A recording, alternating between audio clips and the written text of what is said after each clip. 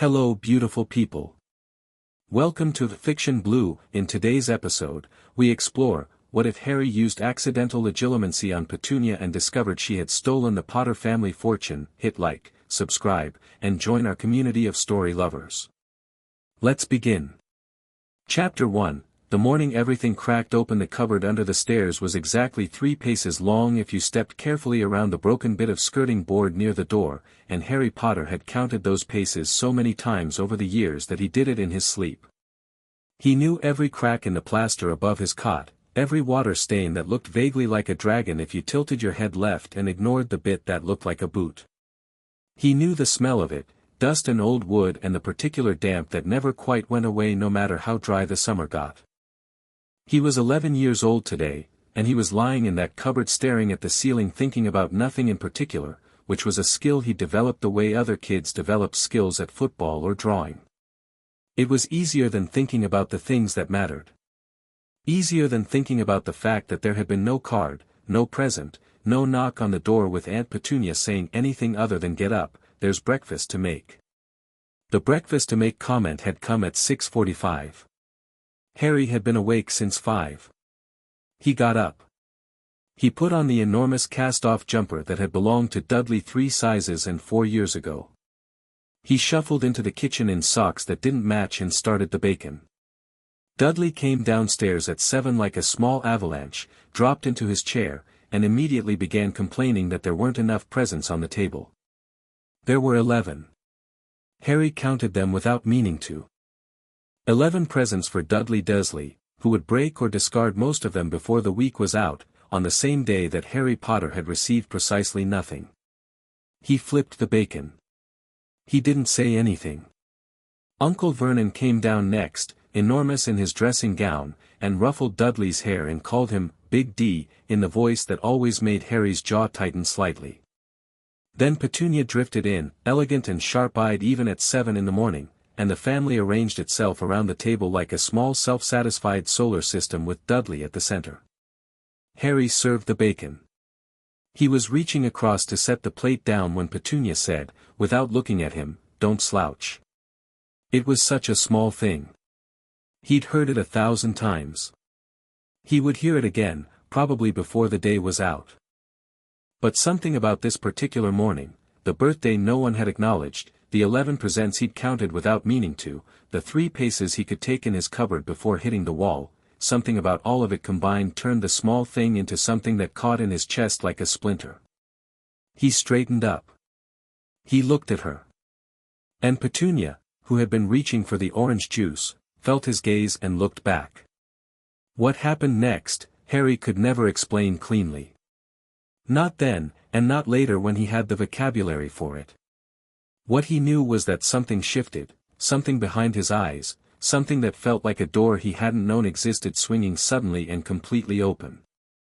He wasn't touching her. He wasn't doing anything except looking. But the world went sideways for a half second, and then he wasn't in the kitchen anymore. He was in the kitchen. But he was also somewhere else. The memory wasn't his. That was the first disorienting thing. He knew it the way you know you're dreaming, not clearly, not with certainty, but with that underwater conviction that sits just below conscious thought. The kitchen around him was the same kitchen, but the calendar on the wall said a year he recognized as 3 years ago, and the Petunia in front of him was somehow both the woman standing 2 feet away and the woman in the memory, and the woman in the memory was sitting at the table with a letter in front of her. The letter had a crest on it. A crest Harry had never seen but somehow knew. A shield divided into quadrants, a key on one side and scales on the other, and across the top a line of text that read Gringotts Wizarding Bank, London Branch, Account Management Division. The Petunia in the memory was reading the letter with an expression Harry had never seen on her face before. Not anger. Not disdain. Something more complicated, something that sat between guilt and satisfaction in a way that made neither emotion quite clean. Her lips moved slightly as she read. Then she folded the letter in thirds, very precisely, and put it in the pocket of her housecoat. Then she picked up a pen and signed something. The memory shifted. Not to another day, to another time, the same kitchen, a different year. Petunia on the phone, her voice low in the particular way she got when she didn't want to be overheard, saying something about exchange rates and the account in Surrey and yes, quarterly is fine, just make sure the statements come to me directly. Shift. Later. Petunia at the kitchen table again with a small cloth bag that clinked in a way Harry recognized later, much later, as the sound of coins heavier than ordinary money. She counted them out onto the table. They were gold. She looked at them for a long moment, and her expression was not triumph or joy. It was something that looked almost like punishment, like she was collecting a debt the world owed her, and the collecting of it was just as grim as the owing. She swept them off the table and into a tin at the back of the cupboard above the fridge. Shift. Shift. Shift. More letters. More signatures. A man Harry didn't recognize, small, slightly nervous, wearing an ill-fitting suit that was somehow wrong in a way he couldn't name, sitting across from Petunia in this same kitchen, sliding a form across the table. Petunia signed it without reading it fully. The man said something about the trust disbursement continuing as scheduled and Petunia said yes, that's fine, and I want it in pounds from now on, not the other currency. The man winced slightly at the phrase, the other currency, but said nothing. Shift. The memory went older, colder. Harry was seeing something from years and years ago, Petunia younger, thinner, sharper, sitting with a letter in her hands that was different from the Gringotts letters. This one was handwritten. This one, he realized with a lurch, was in a hand he'd seen in photographs. Only in photographs, but he knew it the way you know your own face in a mirror even when everything else is different. His mother's handwriting. He couldn't read the words. The memory didn't give him the words, it gave him the feeling, which was worse. It gave him Petunia's feeling as she read it. The letter was Lily writing about some arrangement, some provision, some careful loving plan that she'd made because she wanted to make sure, if anything happened, that Harry would be looked after. That there would be money enough. That the Dursleys wouldn't be burdened. That Harry wouldn't want for anything. The feeling Petunia had reading it was so complex Harry nearly choked on it. There was love in there.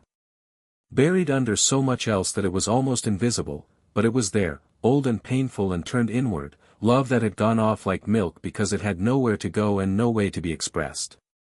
And wrapped around it, suffocating it, resentment. Years of it. A whole life's worth of being ordinary while Lily was extraordinary, of being left behind while Lily went off to a world Petunia wasn't allowed to enter. Of sending a letter once, she had sent a letter to that school, Harry realized, she had asked and they had said no and something in her had never recovered from that no, and having the door closed in her face and then watching her sister walk through it without even looking back. And then the accident. And then the will. And then a baby on the doorstep and a letter from a bank explaining that provisions had been made and here was the account information and here were the authorized withdrawal terms. And Petunia had looked at that letter, this was the oldest memory, the root of it, the place where the rot had started, and she had thought, this is the least she could do. The very least. After everything. She had started signing the forms that same week. Harry came back to the kitchen between one breath and the next. The bacon was burning slightly. Dudley was saying something about wanting more toast. Vernon was reading the paper. Petunia was standing 2 feet away from Harry with a look on her face that he had never seen there before, not anger, not disdain, not the brisk efficiency she used like armor. She looked frightened. The kind of frightened that had guilt inside it, the kind that only comes when someone realizes they've been found out and they don't know how much the other person has seen. Harry set the plate down. Very carefully. Very quietly. He turned off the burner. He turned around and looked at his aunt, and the thing that crossed his face wasn't anger. It wasn't tears. It wasn't any of the loud, visible emotions she'd spent 11 years bracing herself against from him. It was something much quieter than that. It was understanding. The particular, terrible understanding of someone who has just had a very large and very ugly thing explained. Harry, Petunia started. How much? He said. His voice came out calm. He was faintly surprised by that. Petunia's mouth closed. She took a half step back. "I don't know what you think you, how much did you take?" he said, still in that same level voice. "From Gringotts. From the account. My parents' account." "How much, total, over 11 years?" The color drained from her face so completely and so quickly that it looked like something being erased. Vernon had lowered the paper. Dudley had stopped asking about toast. "That's ridiculous," Vernon said, in the voice he used when he was trying to make things true by saying them loudly enough. "Whatever nonsense you're on about, I'm talking to Aunt Petunia," Harry said, without looking at him. There was something in the way he said it, not rude, not raised, but so utterly without fear or apology, that made Vernon's mouth close again with an audible click. Petunia's hands had found each other in front of her, the fingers interlacing and tightening. She was staring at Harry with those pale eyes, and there was something working in her face that he'd never seen before. The guilt was fighting with the old reflexive contempt, the contempt she'd armored herself in for so long it had become structural.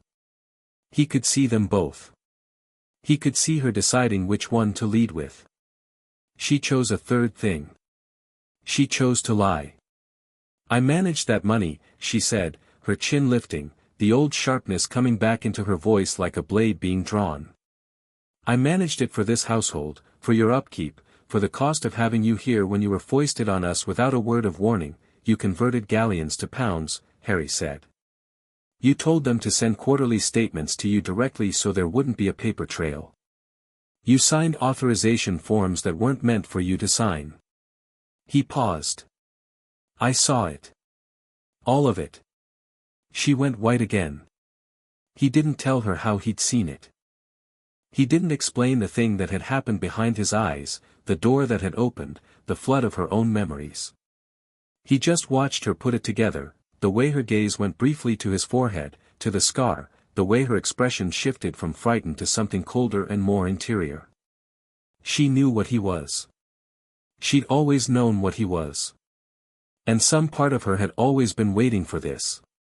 "You were owed nothing," she said, and her voice had gone flat and hard. "You have no idea what we gave up to take you in. What it cost us. What it cost me."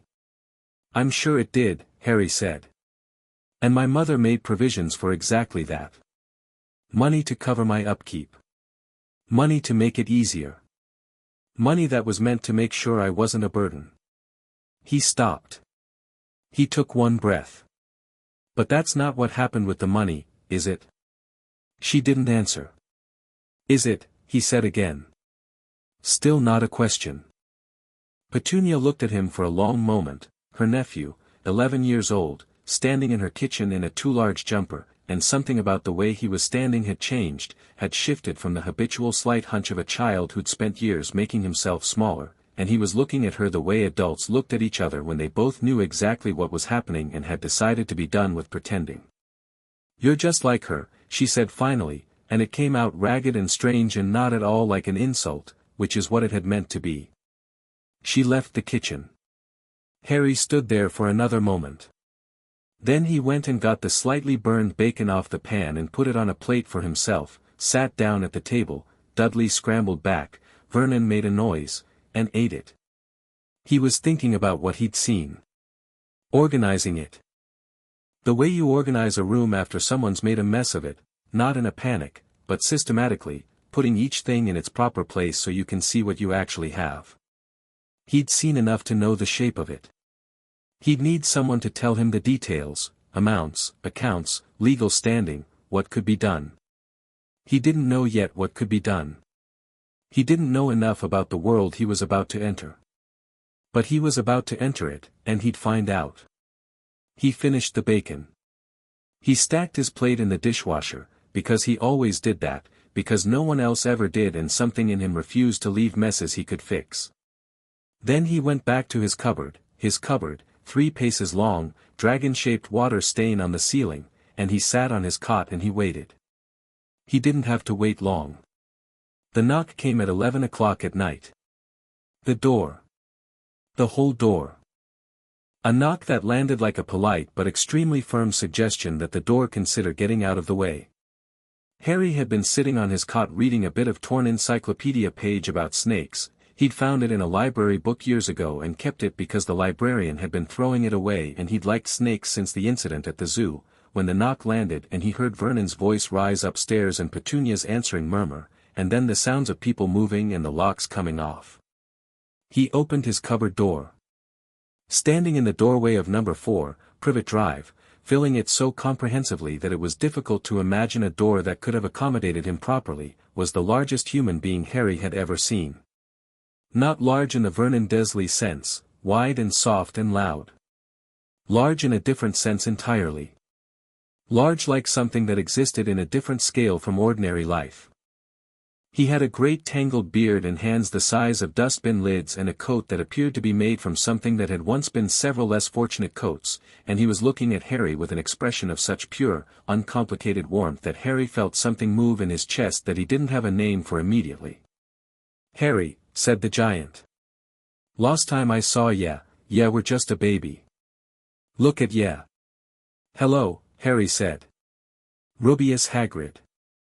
Keeper o' keys at Hogwarts." He held out one of those enormous hands, and Harry shook it, and his hand disappeared completely, and the giant's face split into a grin. "Happy birthday, by the way." "Thank you," Harry said. "You're the first person who said that today." Something in Hagrid's face went briefly and comprehensively dark as he glanced at the Dursleys, who had arranged themselves in the hallway with the particular posture of people who wanted very much to be somewhere else. Then the warmth came back, and he held up a box that resolved itself into a slightly lopsided birthday cake with "Happy Birthday Harry" written on it in green icing, and Harry looked at that cake and felt the thing in his chest move again, sharper this time. "Come in then," Vernon said, in the voice of a man who knew he had no choice and wasn't taking it well. They all went into the sitting room. Hagrid lowered himself onto the sofa with a creak that suggested the sofa was reconsidering its life choices. Harry sat in the armchair across from him. The Dursleys clustered near the door. "Got summat for ya," Hagrid said, pulling a letter from somewhere in the depths of his coat. Thick, creamy envelope. "Harry Potter, the cupboard under the stairs." Harry read that part and felt something sharpen in him, not hurt, exactly. More like confirmation. "Your Hogwarts letter. Been trying to get it to ya for weeks, but, well." A sideways look at the Dursleys that said everything he wasn't saying. Harry took the letter. Opened it. "Read it." "Hagrid," he said, while he was still reading, "when were my parents' wills made public?" "The wizarding ones, I mean." Hagrid blinked. "Well, shortly after they passed, I'd reckon. Standard procedure with, why? And Gringotts would have administered any financial provisions from the estate." The blink again, slower this time. Hagrid looked at him with an expression that was trying to sort out whether this was an odd question for an 11-year-old or whether there was something behind it. "They'd have managed the accounts, aye." "Why were ya asking about? I need to visit Gringotts tomorrow," Harry said. "As soon as possible. There are some things I need to ask them about." He set the Hogwarts letter down on his knee and looked up at Hagrid, and Hagrid looked back at him, and whatever the big man saw in Harry's face made the question die before he asked it. "Right," Hagrid said, after a moment. "We'll go to Gringotts first thing." Petunia had made a small sound from the doorway. Not quite a word. Not quite a protest. Something involuntary that came out before she could stop it. Harry looked at her. Just for a moment. "I know what you did," he said, still in that same even, quiet voice that wasn't quite a child's voice anymore. "I know the shape of it. I'm going to find out the rest." He wasn't threatening. He wasn't performing. He was simply stating a fact the way you state the weather or the time. Petunia looked like she'd been slapped. Vernon's face had gone the color of good beetroot. Hagrid was looking between them with an expression of deep confusion and the dawning suspicion that he'd walked into something considerably more complicated than delivering a Hogwarts letter. "Right then," Harry said again, to Hagrid. "First thing tomorrow." "Brilliant." He picked up the Hogwarts letter again. "Tell me about the school." And Hagrid, with the slightly dazed air of a man who had been expecting to explain the wizarding world to a bewildered child and found himself instead in the company of something rather different, opened his mouth and began. Later, when Hagrid had fallen asleep on the sofa with a volume that suggested his snoring could have structural implications, Harry lay in his cupboard in the dark and thought. He thought about the memories he'd seen. Organized and reorganized them. He wasn't angry, or rather, he was, but it was very far down under several layers of something more useful, which was clarity. He knew how to be angry. He'd been vaguely, diffusely angry for most of his life without knowing what at. This was different. This had a shape. This had a name and an account number and a paper trail. He thought about his mother writing that letter. About the love in it, the planning, the care, the making sure. She'd thought of him. Even then, even in the middle of whatever danger had been closing in around them, she'd sat down and thought about what would happen to him and tried to make it good. And Petunia had taken that goodness and converted it to pounds sterling. He thought about what Hagrid had told him over the last few hours. About Hogwarts and Diagon Alley and the wizarding world that existed just underneath the surface of the ordinary one, and about his parents, a great wizard, your dad was, great witch, your mum, and brave, the pair of them, and about the night they'd died. Voldemort. A name people were afraid to say out loud, and Harry didn't understand that fear yet, but he filed it away. He thought about Gringotts. About goblins. He'd read enough, scraps and pieces, things in library books that had footnotes about mythology that turned out not to be mythology, to know that goblins took their work seriously. That their relationship with gold was essentially sacred. That they had long memories for debts and longer ones for offenses against their professional integrity. If Petunia had been drawing on an account she wasn't authorized to control, in the manner that she'd been drawing on it, for 11 years, with forged signatures or coerced authorizations or however exactly she'd managed it, that wasn't just a problem for Harry. That was a problem for Gringotts. He wasn't sure yet what kind of problem it was. He wasn't sure yet what could actually be done. But Hagrid had said you'll be famous, books have been written about and Harry had thought, then I have a name that means something. And if I have a name that means something, then what was done to that name means something too. He fell asleep before he finished the thought, and the last thing in his mind was not anger or grief or the particular small misery of a birthday nobody remembered. It was the image of his mother's handwriting on a letter he hadn't been able to read, and the absolute, bone-deep certainty that he was going to. The morning was bright and Hagrid was already awake and making something he called tea, which bore only a passing resemblance to tea in the way that a thunderstorm bears only a passing resemblance to a light drizzle. Harry wrapped both hands around the mug and drank it standing up, because he'd already changed into the best of his clothes, which weren't very good, but they were clean and he'd done what he could, and he was ready. Petunia was not in the kitchen. She hadn't come down. Vernon stood in the hallway in his dressing gown looking like a man standing at the edge of something he couldn't see the bottom of. He looked at Harry with something that might, in a different life and a different man, have been guilt. But Vernon Dursley had armored himself in righteous certainty for so long that guilt came out looking like bluster. "Whatever you think you know," he started. "I'm leaving for London," Harry said. "I'll be back before dinner." He looked up at Vernon with the same clear, level regard he'd given Petunia the night before. "Unless I'm not." He walked past him.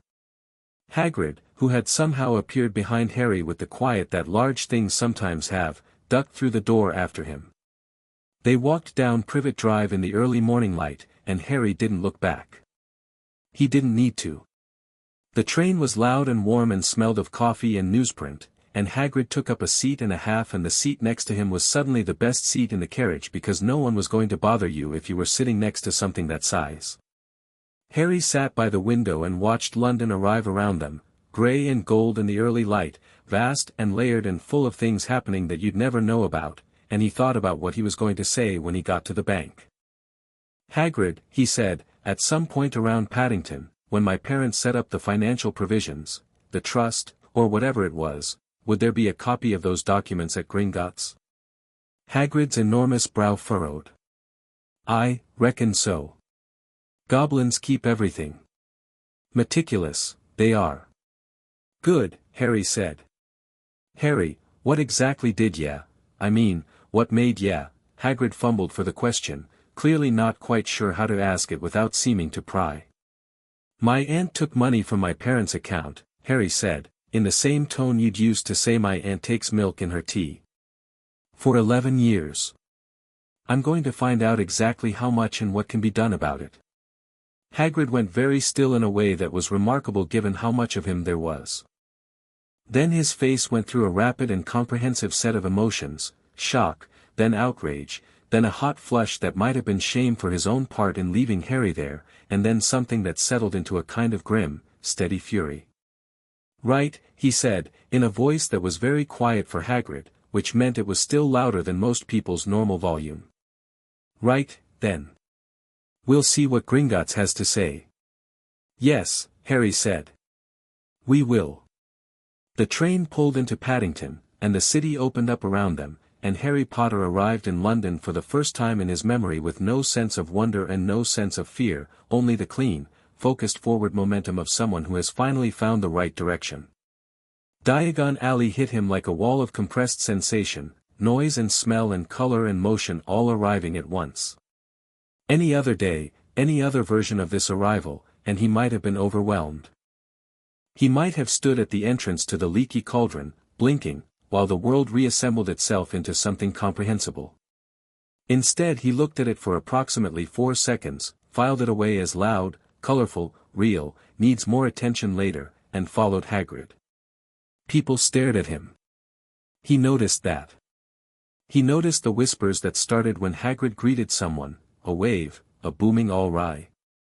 And Harry's name passed between people like an electric current, and heads turned, and eyes went wide. He didn't stare back. He acknowledged it with the slight nod of someone who has been told this would happen and is not quite sure yet what to do with it. He'd decide later what to do with it.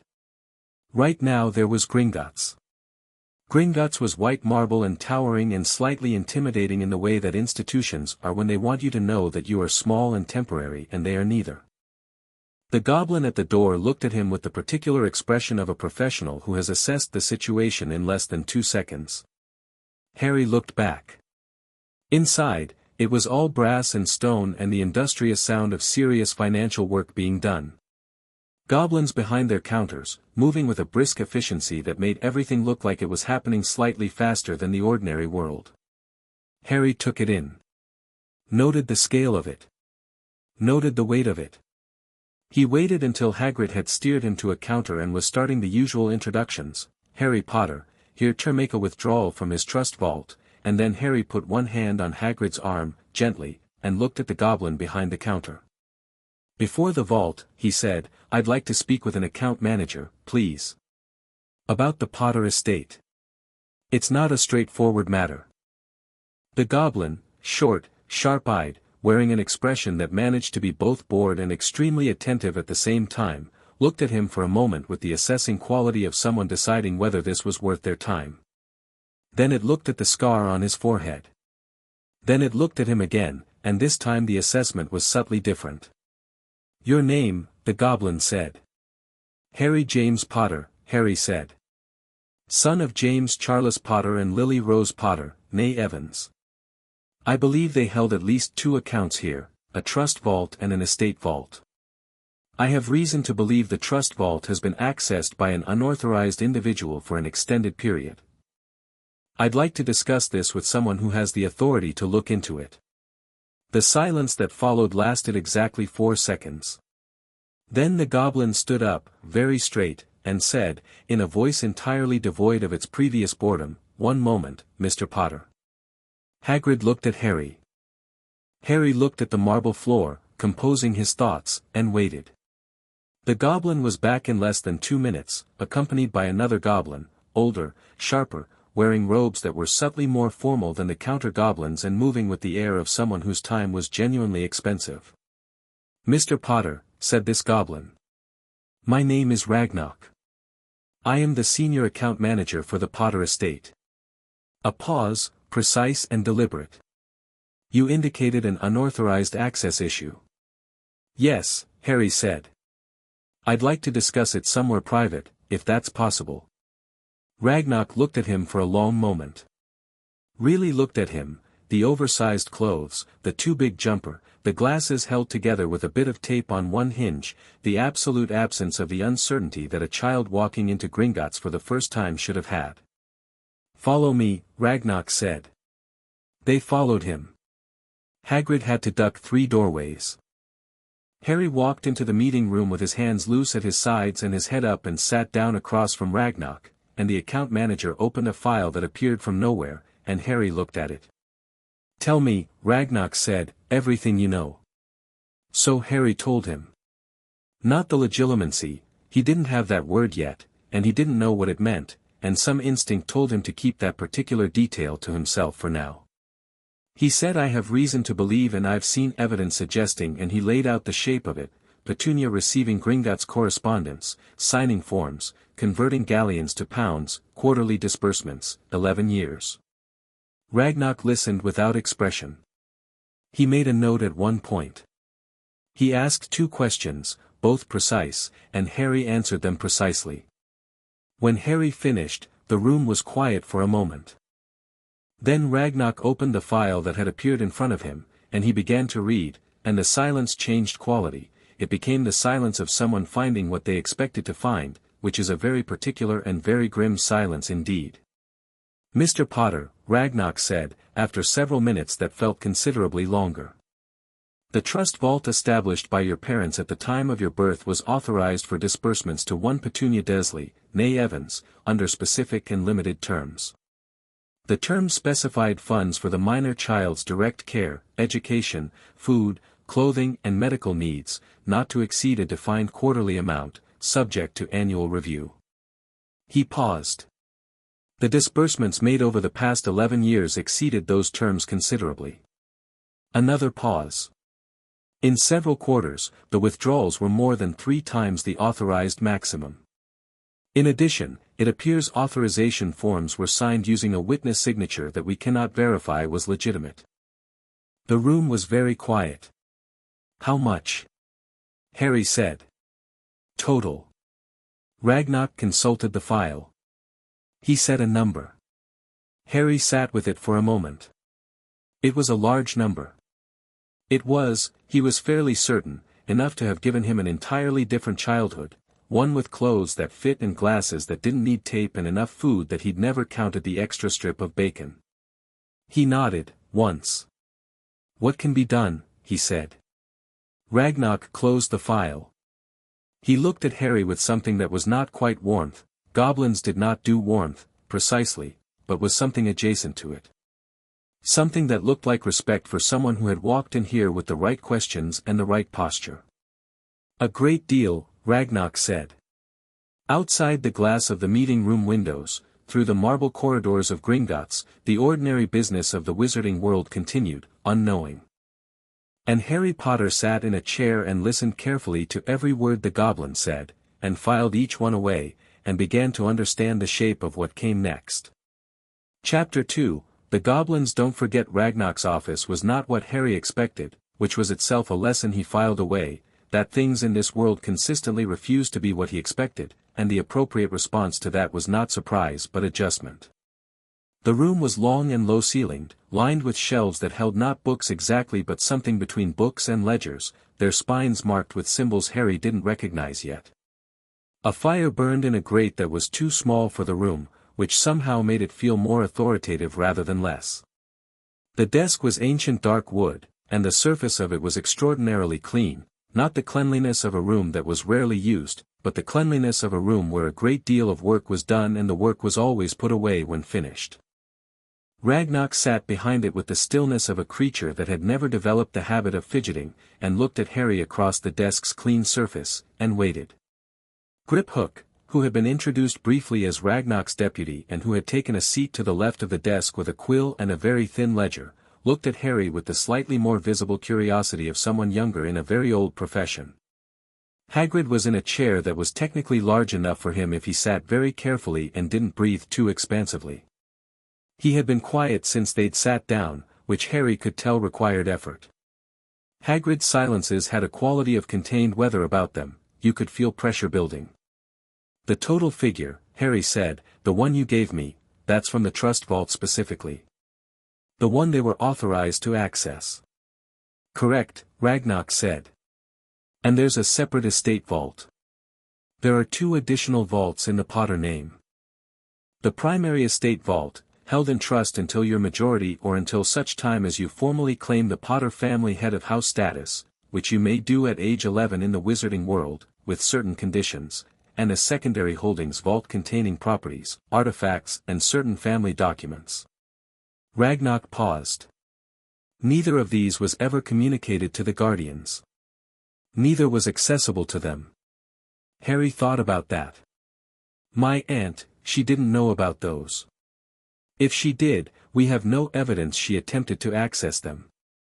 The trust vault was the one with a designated disbursement arrangement, and that is the one that was misused." "But she knew there was a trust vault," Harry said. "She knew there was money. She knew there was a wizarding bank. She made phone calls about exchange rates." "Yes. And no one at Gringotts flagged the excess withdrawals. For 11 years. The room went fractionally colder. Griphook's quill stopped moving.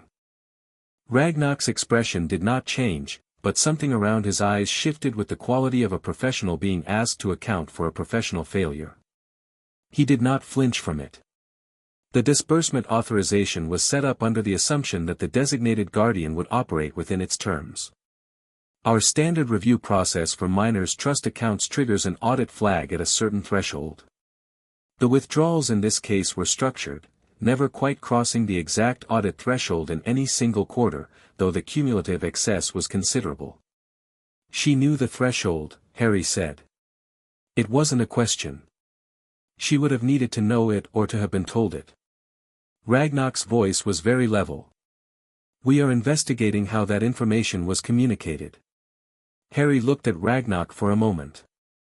He understood what he was hearing, the careful, precise language of an institution acknowledging that someone inside it had helped Petunia, or at the very least had been careless enough to let this happen for a decade. He didn't push on it. Not yet.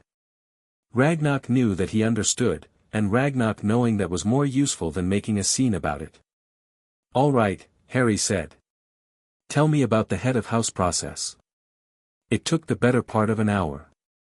Ragnarok explained it with the thoroughness of someone who respected the subject matter and had assessed Harry as someone who would absorb rather than be overwhelmed by the detail. Wizarding inheritance law was older than the Ministry and in several respects was not subject to Ministry oversight, which was one of the reasons Gringotts administered it.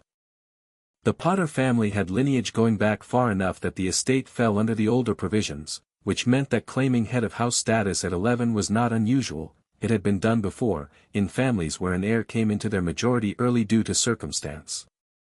What it meant practically was this: Harry could claim the legal identity of Potter family head of house, which gave him control over the estate vaults, decision-making authority over any Potter-held properties, and the standing to initiate legal proceedings in both the Wizarding and Muggle legal systems using the family's resources.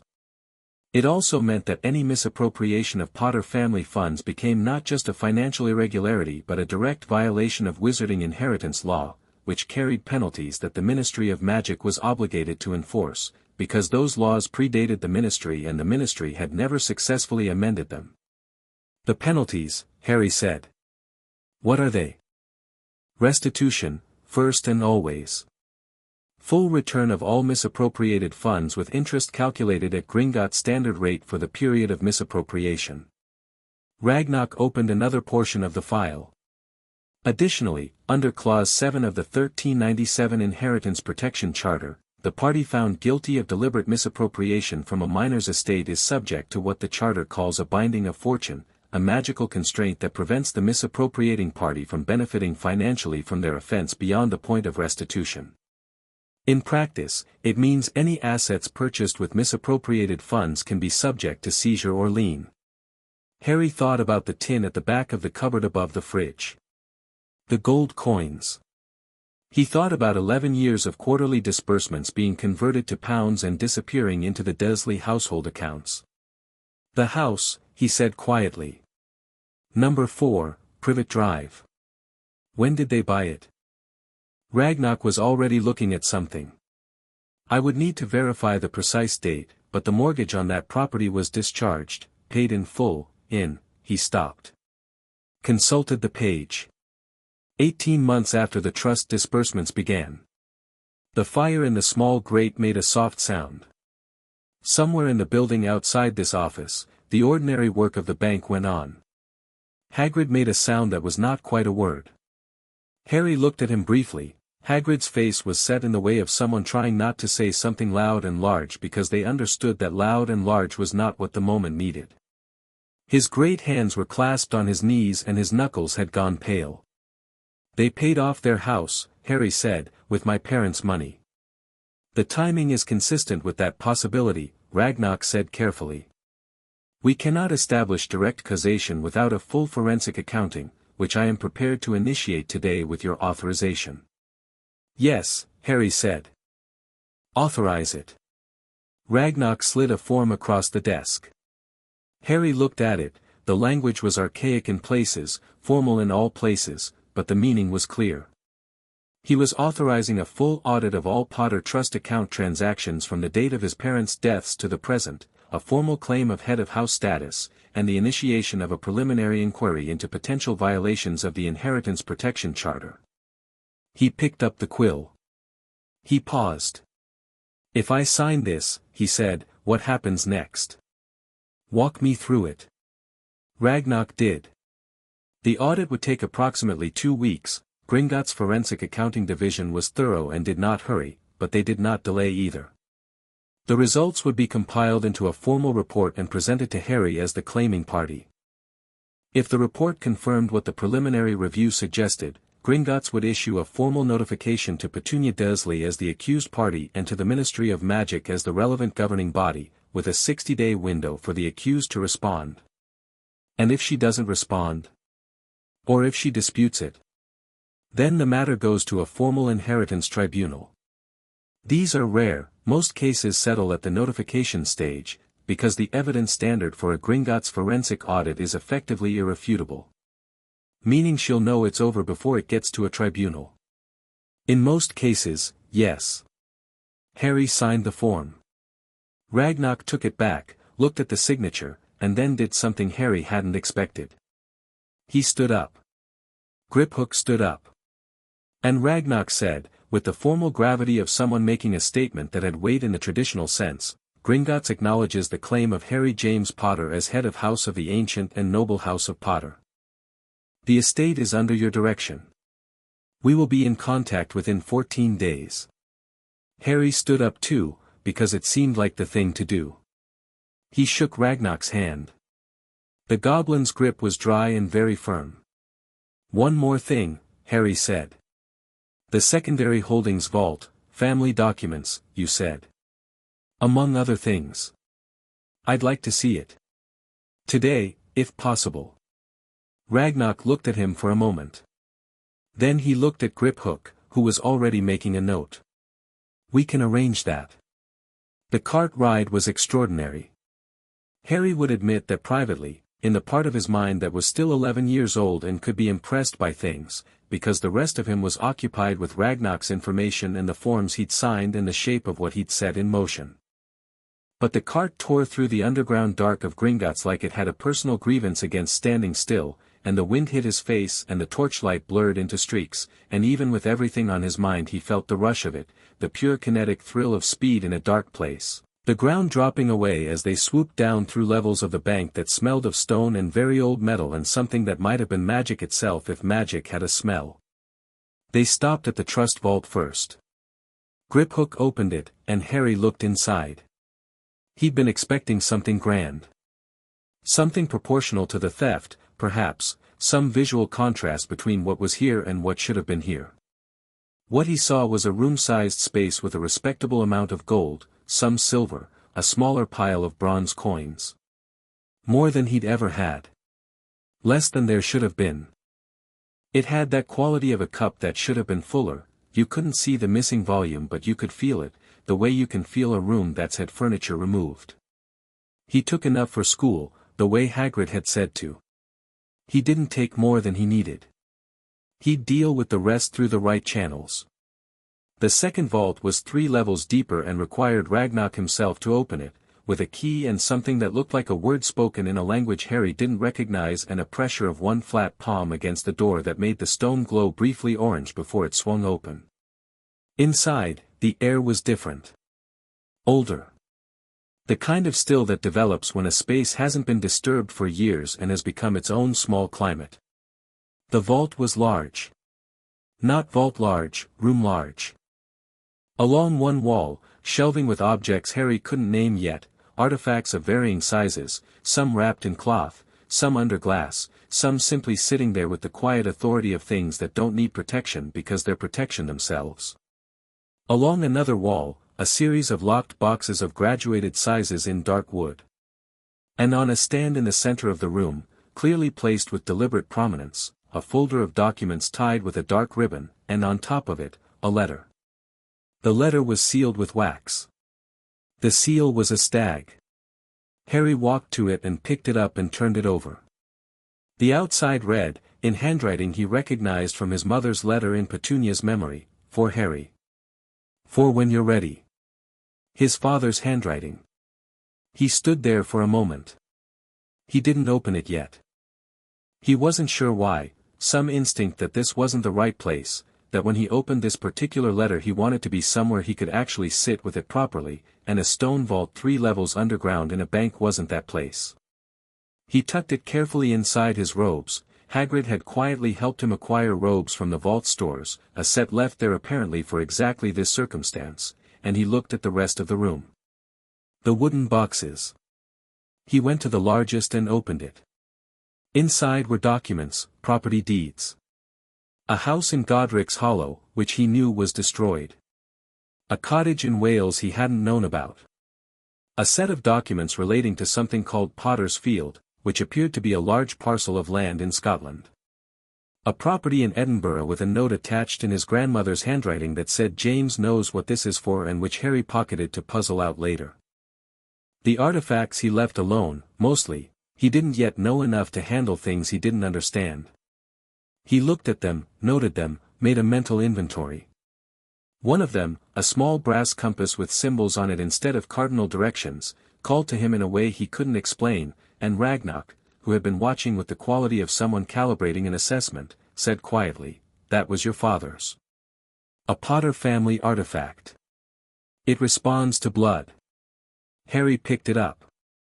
The needle swung immediately and pointed at him and stayed there. He pocketed it alongside the letter. "All right," he said, to the room generally, then to Ragnarok specifically.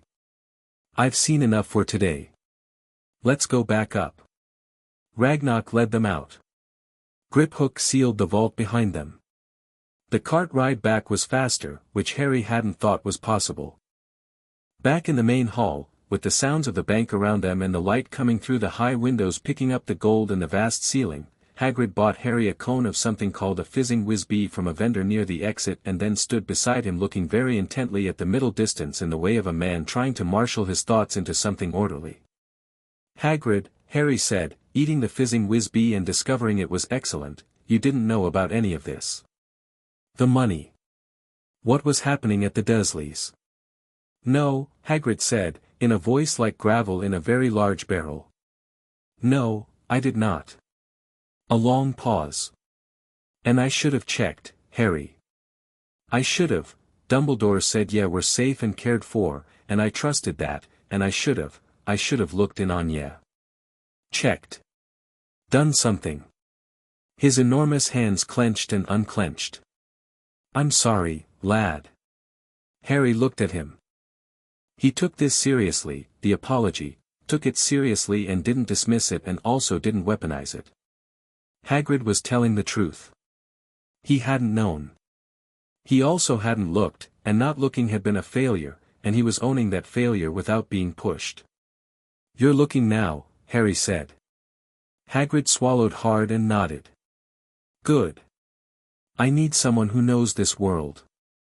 Someone I can ask questions and get straight answers. He glanced up at Hagrid. Will you do that? Not just for today. Going forward, will you be straight with me when I ask you things? Absolutely, Hagrid said, with a fervor that was very him. On my, yes. Absolutely. Harry nodded. That was settled. They walked out into Diagon Alley, and Harry let himself actually look at it this time, now that the Gringotts work was done and he had room in his head for it. It was extraordinary, the slightly crooked buildings, the shop fronts with their impossible contents, the robes and the owls and the cauldrons, the sound of a world that operated by entirely different rules than the one he'd grown up in. He looked at a window displaying broomsticks with the focus of someone considering an acquisition rather than a child wanting a toy, and at a shop selling telescopes with a pang that was purely personal, and then at a bookshop that had a display of titles he wanted to read immediately and several others he had questions about. Bookshop first, he said. "Ya need your school things," Hagrid said. Yes. And several other things that aren't on the school list. Bookshop first. Hagrid did not argue. Flourish and blots was everything a bookshop should be and several things a bookshop technically wasn't. There were books on shelves that moved, books that whispered, and one book behind the counter that appeared to be attempting to bite a customer who'd opened it without permission. Harry walked past all of this with one eye and spent the rest of his attention on the shelves, moving through them quickly because he had a system, reading spines, and pulling things out and putting most of them back. He came to the counter with everything on the school list, a copy of Wizarding Inheritance Law, a Practitioner's Guide, 7th edition, revised, a slim volume called The Head of House, Rights, Responsibilities and Historical Precedent, and a general history of the wizarding world that was twice as thick as the school-issued one. The shopkeeper looked at the stack and then at Harry. Harry looked back. "Are these all for you?" the shopkeeper asked. "Yes," Harry said. The shopkeeper wrapped them without further comment. The rest of Diagon Alley moved quickly, the robe shop, where Madame Malkin measured him with the brisk efficiency of someone who'd fitted thousands of students and wasn't going to make a fuss about which student this one was, except that she kept glancing at his forehead with the contained excitement of someone maintaining professional composure by effort alone, the apothecary, which smelled the way Harry imagined the inside of a very old and very specific dream smelled, the Owl Emporium, where he walked in with no intention of acquiring an owl and walked out with a snowy owl he'd bought for no reason he could have explained except that she had turned and looked at him with absolute dignity from her perch and something about the quality of her regard had felt like recognition. "What are you going to call her?" Hagrid asked, as Harry carried her on his forearm out of the shop. Harry looked at the owl. The owl looked at Harry. "Hedwig," he said, without knowing quite why. Hedwig ruffled her feathers once and settled. The wand shop was last, and the wand shop was different from the rest of the alley in a way that Harry felt before he could articulate it, something about the quality of the silence inside Ollivander's, the sense of being in a space where the air itself had memory. The old wand maker appeared from between the shelves with the suddenness of a conjuring trick and looked at Harry with those pale eyes that seemed to take up slightly more of his face than eyes usually took up. "Harry Potter," Ollivander said. "I wondered when I'd see you." "Mr. Ollivander," Harry said. Ollivander measured him, elbow to finger, wrist circumference, hand span, with the tape measure that moved on its own, which Harry watched with interest rather than alarm. Then the boxes began to come off the shelves. Cedar and dragon heartstring, which didn't respond. Ebony and phoenix feather, which lit up the wrong way. Vine wood and unicorn hair, which did something interesting but not quite right. Box after box after box. Ollivander's movements grew more animated rather than less as the pile accumulated, the quality of his attention sharpening. "Curious," he said, more than once. "Very curious." "What's curious?" Harry asked, on about the 15th wand. "That nothing quite catches," Ollivander said, instead of answering. He was turning to the shelves again, running one gnarled finger along the boxes, and then stopping. "Although, yes. Perhaps." He pulled down a box that looked no different from the others, but Ollivander held it with a subtly different quality of attention, more carefully, somehow. He opened it. The wand inside was 11 inches, holly and phoenix feather. Harry picked it up. The warmth hit him before anything else, not a physical warmth, a warmth that came from somewhere behind his sternum, as if something that had been dormant was finding its shape for the first time. The air around him stirred, and golden sparks flew from the tip in a cascade that lit up the dusty shop, and the owl on his arm made a soft sound, and Ollivander stood very still with something on his face that was equal parts wonder and something more complicated. "Curious," he said softly, for the last time. "Very curious indeed." "The phoenix," Harry said, and he wasn't sure why he was asking, but he was asking. "Whose feather?" Ollivander looked at him for a long moment. "Fawkes. Professor Dumbledore's phoenix. He has given only 2 feathers. Only 2, in all my years." A pause. "The other wand, the one that gave you that scar." Harry looked at the wand in his hand. He thought about that. He thought about being connected to the thing that killed his parents by something as intimate and strange as a shared core, and he waited for the reaction he was probably supposed to have, the horror, the unease. What he felt instead was something more like, well, that's useful information. "And what does that mean?" he asked. "In practical terms." Ollivander blinked. He had, Harry suspected, been expecting a different response. "It means, it is likely to perform extraordinary magic. It means the connection is, notable." "Notable," Harry said. "Right." He turned the wand in his hand, feeling the weight of it settle. "I'll take it." He paid. He put the wand in his pocket. He adjusted Hedwig on his arm and picked up his other purchases and walked out into the alley. Hagrid was waiting just outside, his face doing the complicated thing it had been doing all day, trying to reconcile the Harry he'd expected with the Harry who was actually here. "All right?" Hagrid asked. "Yes," Harry said. "Can we get something to eat? I want to talk through some things with you before we head back." They went to the Leaky Cauldron, which was dark and warm and smelled of something that might have been decades of good meals. Tom the barman set them up at a corner table and brought food without much prompting, a substantial stew for Hagrid, something called a ploughman's platter for Harry, which was a bread and cheese arrangement that was considerably better than anything he'd eaten in the last 11 years. "Hogwarts," Harry said, when they were settled. "Tell me about the houses." Hagrid told him. He explained the 4 houses, Gryffindor, Slytherin, Ravenclaw, Hufflepuff, with the very particular loyalty of a former student, which meant his account of Gryffindor was warm and detailed and his account of Slytherin was noticeably less balanced. Harry noted the imbalance without comment and asked questions that broadened the picture. He asked about Dumbledore. He asked about how the school was governed, what the teachers were like, whether students could access the library's restricted section and under what conditions. "Why do ya want the restricted section?" Hagrid asked, in the slightly wary tone of someone who wasn't sure whether to be worried about this.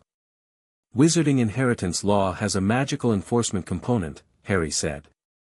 "The Inheritance Protection Charter that Ragnarok mentioned, it has magical dimensions I don't fully understand yet. I want to understand them."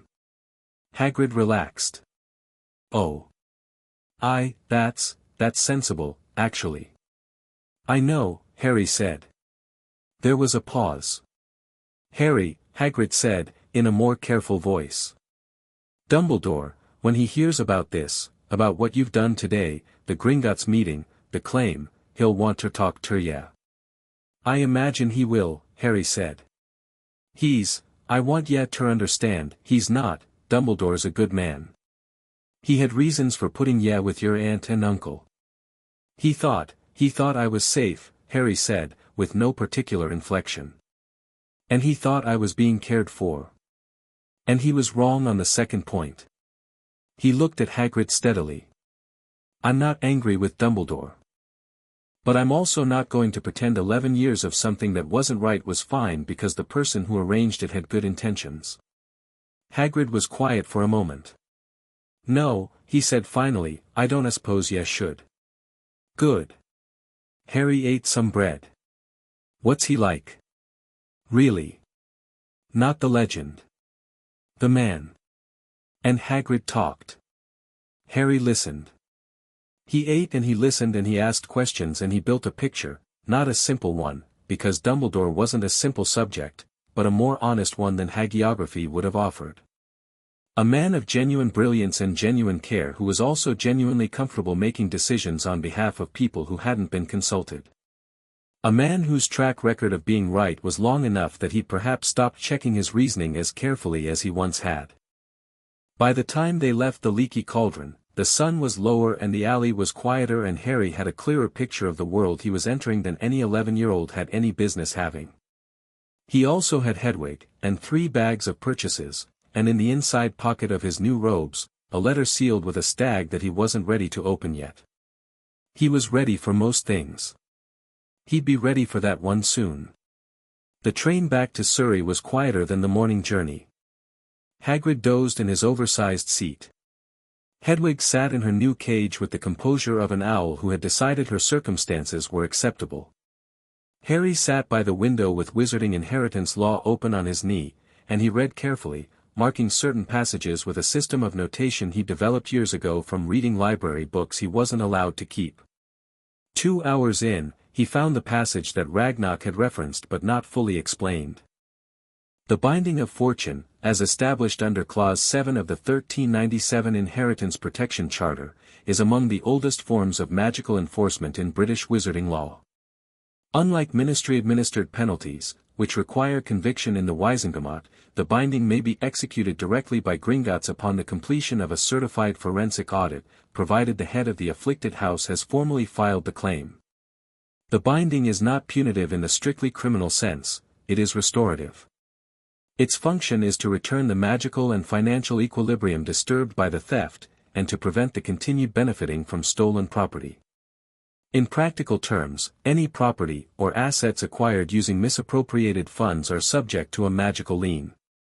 This lien does not automatically transfer ownership but prevents the sale, improvement or inheritance of the affected assets until such time as full restitution is made. The lien attaches to the asset, not the person, meaning it persists through change of ownership and cannot be discharged by means other than full restitution to the affected estate. Harry read that paragraph 3 times. A magical lien on the house. Not just the money. Not just the quarterly disbursements. The house itself, if it had been paid off with Potter funds, could be subject to the lien. He sat with that for a long moment, watching the landscape go past, green and gold in the evening light, the motorway appearing briefly and then disappearing again, the suburbs of London beginning to accumulate around the tracks. He thought about Petunia. The expression on her face when he'd said I know what you did. The expression she'd had in the oldest memory, the root of it, reading Lily's letter and feeling that old calcified love and the enormous resentment around it, and reaching for the forms that same week. He thought about you're just like her. The way it had come out, not the insult she'd meant it to be, but something split down the middle. Half contempt, half something else she didn't have the courage to name. He thought about what Ragnarok had said, and what he'd read, and what the legal machinery he'd set in motion today was going to do when it ran its course. Petunia was not going to lose her house, that wasn't what Harry wanted. Restitution was what was owed. Restitution and acknowledgement. Not destruction. But she was going to have to answer for it. That was the part that had crystallized in him today, sitting in Ragnarok's office with that number hanging in the air between them. Not the desire to punish, but the insistence on honesty. The refusal to let 11 years of theft be neatly papered over because confronting it was inconvenient. His mother had done something careful and loving and Petunia had taken it and used it to pay her mortgage and there needed to be a reckoning with that, even if the reckoning was uncomfortable for everyone. He put the book away when the train pulled into the station. Hagrid walked him back to the car and shook his hand, both hands, again, so Harry's disappeared, and looked at him with the fond, slightly odd expression he'd had all day, the look of someone who had expected one thing and received something considerably more than that. "You'll be all right, Harry," Hagrid said. I think your parents be proud. Harry thought of his father's handwriting on a sealed letter.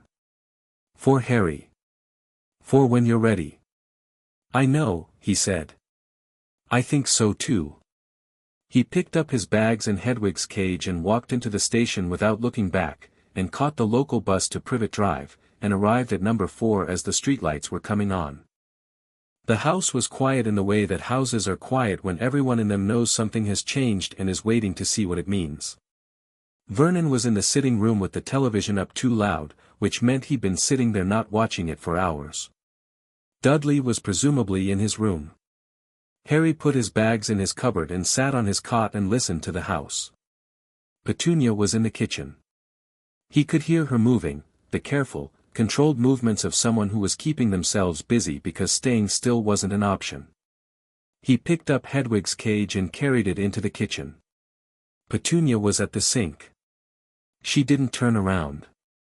I went to Gringotts today, Harry said. Her back went rigid. Her hands stopped moving on whatever they were doing in the sink. I spoke with the senior account manager for the Potter estate. I've signed the paperwork to formally claim head of house status, and I've authorized a full forensic audit of the trust account. He paused. They'll be sending you a formal notification in 2 weeks, approximately. It will outline the findings and explain your options. Silence. I want you to know, Harry said, that I'm not doing this because I want you destroyed. I want the money back. I want acknowledgement of what happened. That's all. He paused again. There are things I want to understand. Questions I have that only you can answer. But those can wait. Petunia turned around. She looked older than she'd looked this morning. Or perhaps the same, but the angle had changed and the light was different, and the particular rigid elegance she wore like a second skin had slipped enough to show the person underneath it. She looked at Harry with Lily's eyes. He hadn't known that until this morning, but he saw it now, the shape of them the same despite everything being different, and her face did the complicated thing. You have no idea, she said, what it cost. Tell me, then, Harry said. But she shook her head, and the rigidity came back, and whatever had been there for a second went behind the armor again. Harry nodded once. He carried Hedwig's cage upstairs, not to the cupboard but to the small bedroom at the front that had been used as Dudley's second room, the one full of Dudley's broken toys, and he put Hedwig on the windowsill and he opened the window so she could hunt if she wanted to. Then he sat on the bed, there was a bed under the toys and he moved the toys and sat on it. Hedwig hooted once. Then she spread her wings and was gone into the dark, white and silent and already something like a companion. Harry reached into his pocket and took out his father's letter. He looked at it for a long time. The seal. The stag. The handwriting on the outside. Then he opened it. The letter inside was 2 pages. His father's voice came off it immediately, not what Harry would have expected, because he'd built his father from fragments and myths and he'd half expected something heroic, something large. What he got instead was a voice that was warm and slightly self-deprecating and very, very clear. A man who had known there was a reasonable chance he wasn't coming back and had sat down anyway and written to his son as if Harry were already the person he might one day become. He read every word twice. He sat with each of them. At the end, his father had written, "There are things you'll find in that vault that will explain more than I can fit in a letter. But the most important thing is just this, you are a Potter, and we have always been a family that does what needs doing. Not because it's easy, but because it's right. That's all inheritance is, really. The willingness to do what's right, even when nobody's looking and there's nothing making you."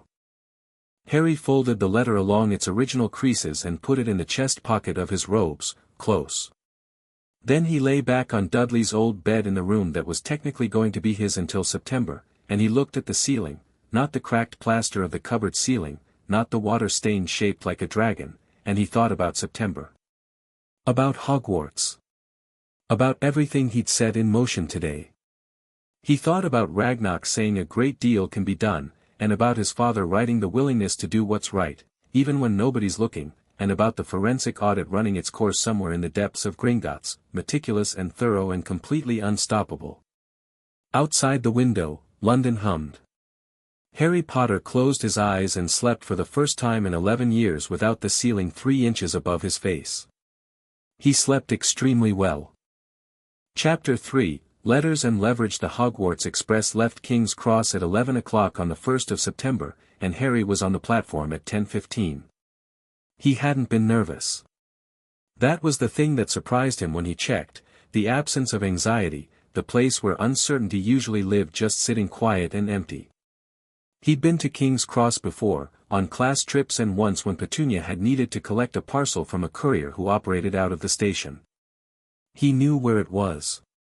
He knew what trains looked like. The wall between platforms 9 and 10 had given him a moment's pause, the way anything that shouldn't work but does gives you a moment's pause, and then he'd walked through it and the steam and the scarlet engine and the sound of it had hit him and he'd stood there for exactly 3 seconds doing nothing except taking it in. Then he'd found a compartment, stowed his trunk, settled Hedwig in her cage, and taken out the head of house, rights, responsibilities and historical precedent and been 30 pages in by the time the platform filled up properly. The boy who found his compartment was ginger-haired and long-limbed and slightly out of breath, and he looked at the empty seats and said, "Anyone sitting here?" with the practiced casualness of someone who'd been asking the same question on this train for several years because he had 5 older brothers. "No," Harry said, and went back to his book. The boy sat. He looked at Harry with the frank curiosity of someone who hadn't yet learned to pretend he wasn't curious. "I'm Ron Weasley." "Harry Potter." Ron's expression went through several rapid stages. Harry watched him get there, the widening of the eyes, the glance at Harry's forehead, the attempt to look like he hadn't just done exactly that. It was endearing, the attempt. Right. Brilliant. I mean, hello. Sorry. I've got, my brothers told me about, I mean. He stopped. Reassembled. What are you reading? Harry turned the cover toward him. Ron's brow furrowed in the way of someone reading a title they weren't expecting. The head of house, that's not on the school list. No, Harry said. So why? Ron stopped himself again, with visible effort. Then he seemed to make a decision, the way people sometimes do, to just be straightforward and see what happened. All right, what's it about? Head of house stuff, is that, I mean, that's the old families, isn't it? That's not something most people bother with until they're actually, you know, grown. I filed the claim in July, Harry said. Ron stared. You're 11. Yes. You filed head of house for, the Potter estate. Yes. Ron was quiet for a moment, and then he laughed, short and surprised, like it had come out before he could stop it. Blimey. Why? Harry considered him.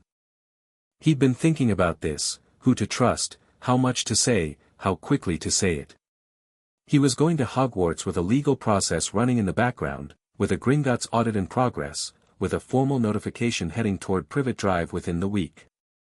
At some point that was going to be visible. At some point people were going to know. He'd rather it came from him than from rumor. And Ron Weasley had an honest face. Harry had looked at a lot of faces this summer and was developing a working theory about honest faces. My aunt stole money from my parents' estate, Harry said. For 11 years. I found out in July. I went to Gringotts and filed the claim so I'd have the legal standing to pursue it. Ron's honest face did several things in quick succession. Your aunt, the one you live with. Lived with. Until September. She stole from, how much? Harry told him the number.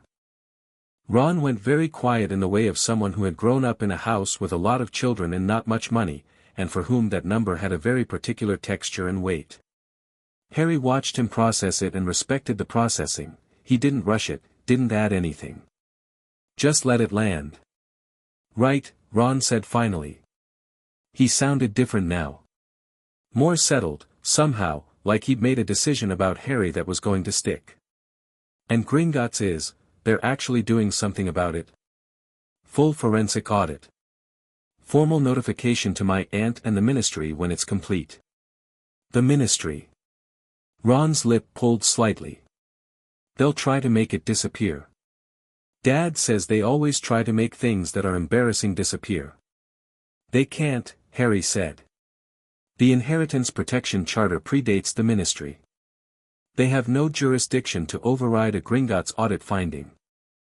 Ron looked at him with an expression that was becoming, Harry sensed, a standard expression for Ron Weasley around Harry Potter, somewhere between impressed and slightly alarmed.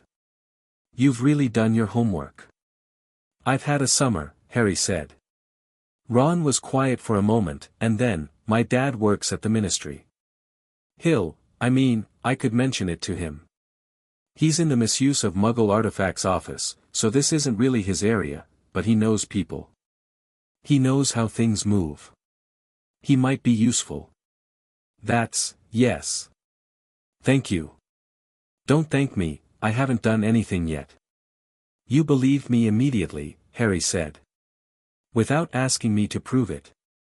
Ron looked slightly taken aback by that, and then looked away out the window at the passing countryside, and Harry suspected he was somewhat pleased about it and didn't want to show it. They were quiet for a while in the comfortable way that two people sometimes fall into when they've decided to trust each other and there's no need to fill the silence with performance. The compartment door slid open. A girl with very bushy brown hair and a rather large book under her arm looked in with the crisp assessment of someone who had already checked several other compartments and was selecting based on criteria. Have either of you seen a toad? A boy named Neville has lost one. No, Ron said. I'll keep an eye out, Harry said. The girl's gaze landed on Harry with the particular quality of someone connecting a face to a file. She was too polite to stare at his forehead, but he could tell she wanted to. You're Harry Potter. Yes. You are. Hermione Granger. She said it with the briskness of someone who expected the name to mean nothing, which it didn't, and which she was entirely fine with. I've read about you in modern magical history and the rise and fall of the dark arts. What do they say? Harry asked, with genuine interest. Hermione blinked. Well, mostly about the Knight Voldemort, she said the name without flinching. Harry noted that. Ron had gone slightly tense, which Harry also noted, and filed as data about the cultural relationship with the name rather than about Ron specifically. Attacked your family. The books don't agree on all the details. I found 3 different accounts and they contradicted each other on at least 4 significant points. I'd be interested in knowing which points, Harry said. Hermione stared at him for a moment. Then she came into the compartment and sat down, her book on her knee. You actually want to know? I want accurate information. Contradictions in the historical record are usually worth understanding. Ron was looking between them with an expression of someone watching something unexpected develop. Hermione told him about the contradictions, the different accounts of the night at Godric's Hollow, the varying theories about the curse rebounding, the 2 competing explanations for the scar. Harry listened carefully and asked 2 questions and then said, the magical mechanics of a reflected killing curse aren't fully documented anywhere. Not that I've found. And I've looked. She said this with a faint emphasis on I've looked that communicated something about the thoroughness of her looking. The restricted section probably has more. First years aren't allowed in the restricted section without a signed permission slip from a teacher.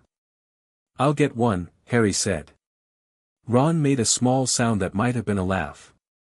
Hermione looked at Harry with an expression that was recalibrating. You're not what I expected, she said, with characteristic directness. What did you expect? The books made you sound, I don't know. More passive. Like something that happened to rather than someone who does. Harry thought about that. I was 10 when the books were written. I imagine I was more passive then. Hermione nodded slowly, as if entering this into a mental ledger. I'm good at research, she said, which was apparently a form of introduction. And library organization. If you need help finding things. I might take you up on that, Harry said. She nodded again. She stayed for the rest of the journey, and she and Ron argued twice and agreed on 3 things, and by the time the train pulled into Hogsmeade Station Harry had the working shape of something he hadn't expected to find on the first day, 2 people who were actually useful. Hogwarts hit him the way very few things had hit him in his life, in the chest, below the intellect, in some place that didn't respond to reason. He saw it first from the boats, the way all first years did, across the black water of the lake with the lights in every tower and the castle's reflection rippled below it like a second Hogwarts hanging upside down in the deep. He'd been prepared to assess it, to look at it as a place and measure it and understand what it meant practically. Instead he just looked, and for a few moments the audit and the legal proceedings and the careful mental architecture he'd been building all summer went quiet, and he looked at Hogwarts the way he'd looked at nothing in 11 years. Like it was his. Not in the possessive sense. In the deeper sense. The sense of recognition. He filed that away alongside the letter in his chest pocket and didn't say anything. The sorting was done by a hat that sang and then, when placed on your head, talked to you in the privacy of your own skull, which was an experience Harry had not been prepared for despite having read about it. "Well," the hat said, in a voice that felt like it was coming from very old wood and very dry paper, "this is interesting." Harry did not reply, because replying to a hat via thought was something he was going to need a moment to calibrate to. "Don't worry, most of them have that problem. Now then. Let's see what we have." A pause. The hat felt like hands sorting through files. "Oh, my. You have been busy for an 11-year-old. You can see all of it." Harry thought, and then felt slightly embarrassed by the thought, which the hat apparently also noticed. "Don't be embarrassed. You're not the first to ask." "Yes, I see quite a lot. Not everything, but the shape of things. The shape of you is notable." Another pause, longer. "You do excellently in Ravenclaw. The mind is genuinely extraordinary, and you know it, which would be a problem in almost anyone else, but in you it reads more like clarity than arrogance." A beat. "Slytherin would serve your ambitions." "I'm not especially ambitious," Harry thought. "You're determined," the hat corrected. They read similarly but they're not the same. Ambition wants to be elevated.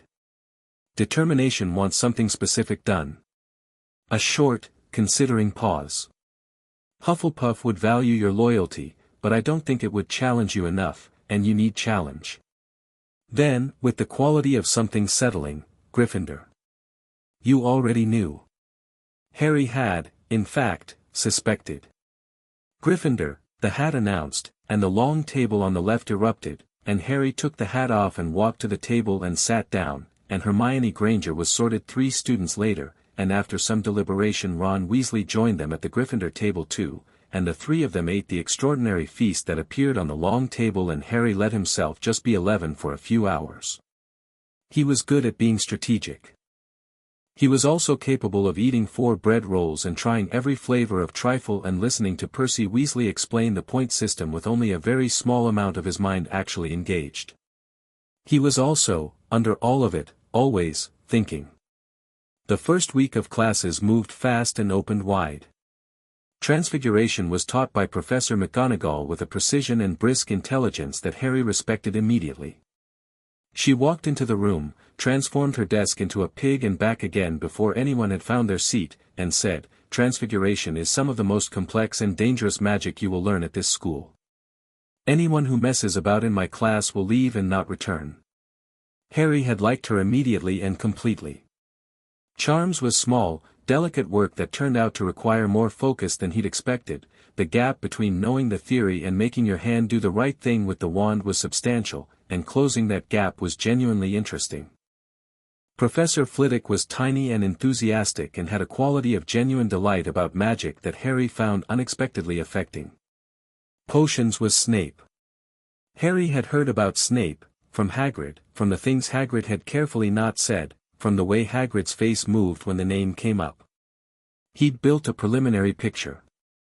What he hadn't quite anticipated was the way the man entered a room, the theatrical silence of it, the quality of attention he commanded before he'd said a word, the way the room reorganized itself around his presence. Snape looked at Harry the way you look at something you've been waiting for and don't intend to be impressed by, and said, "Potter. Our new celebrity."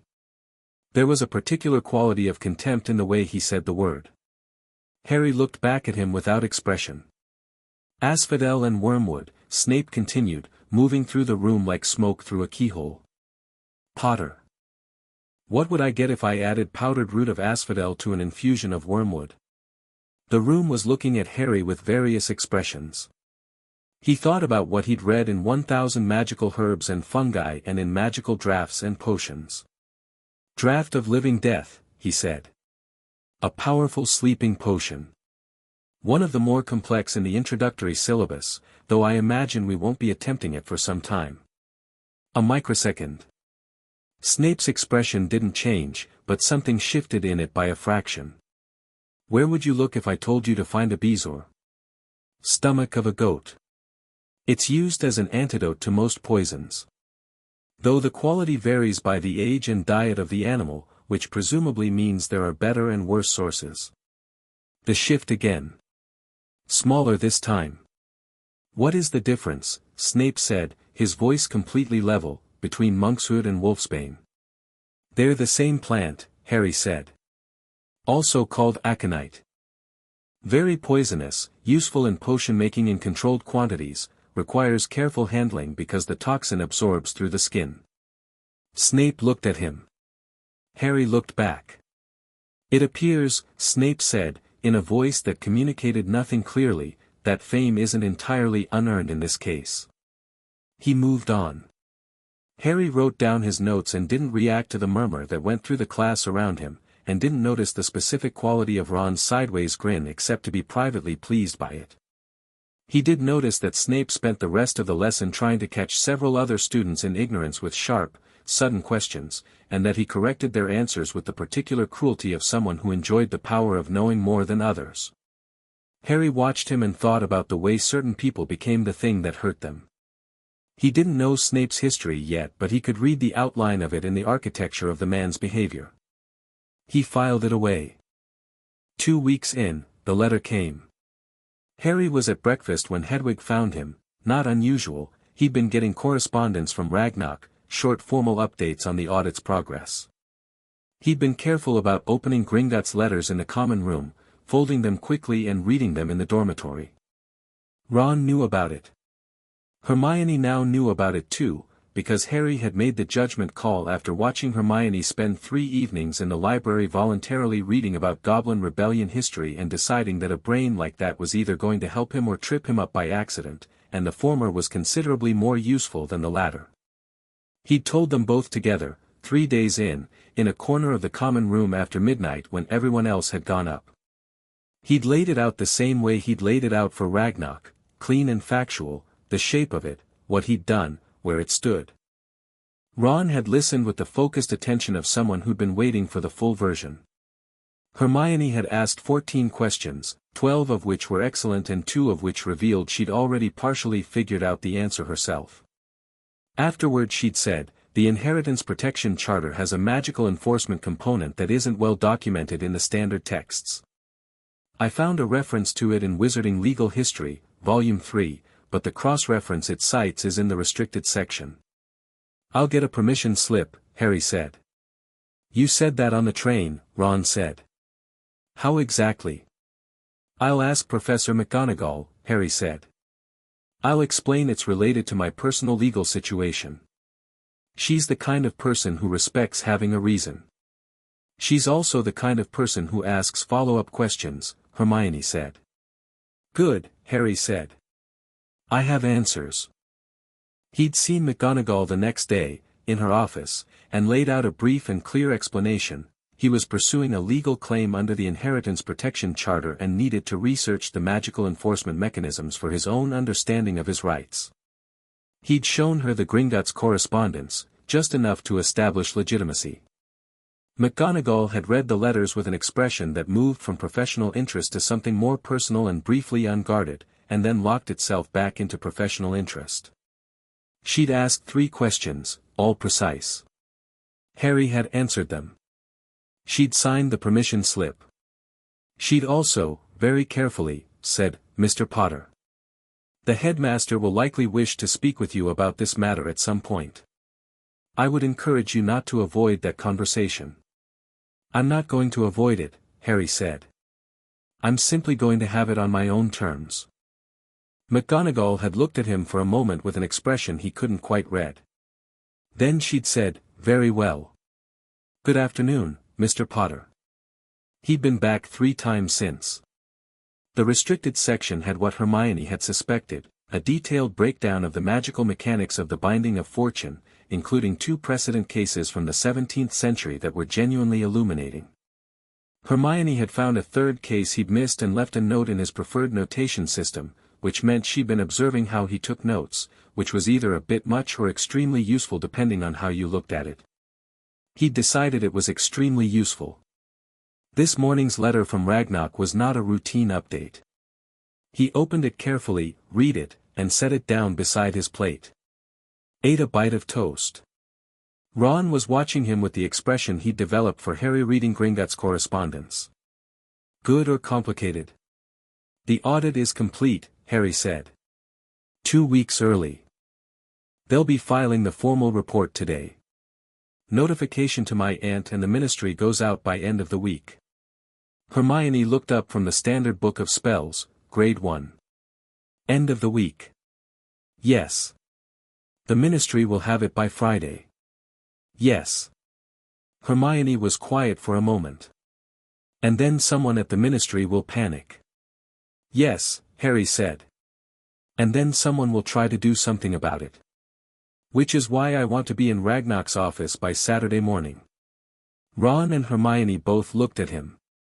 "You can't just go to Diagon Alley in the middle of term," Ron said. "You'd need permission." "Then I'll get permission."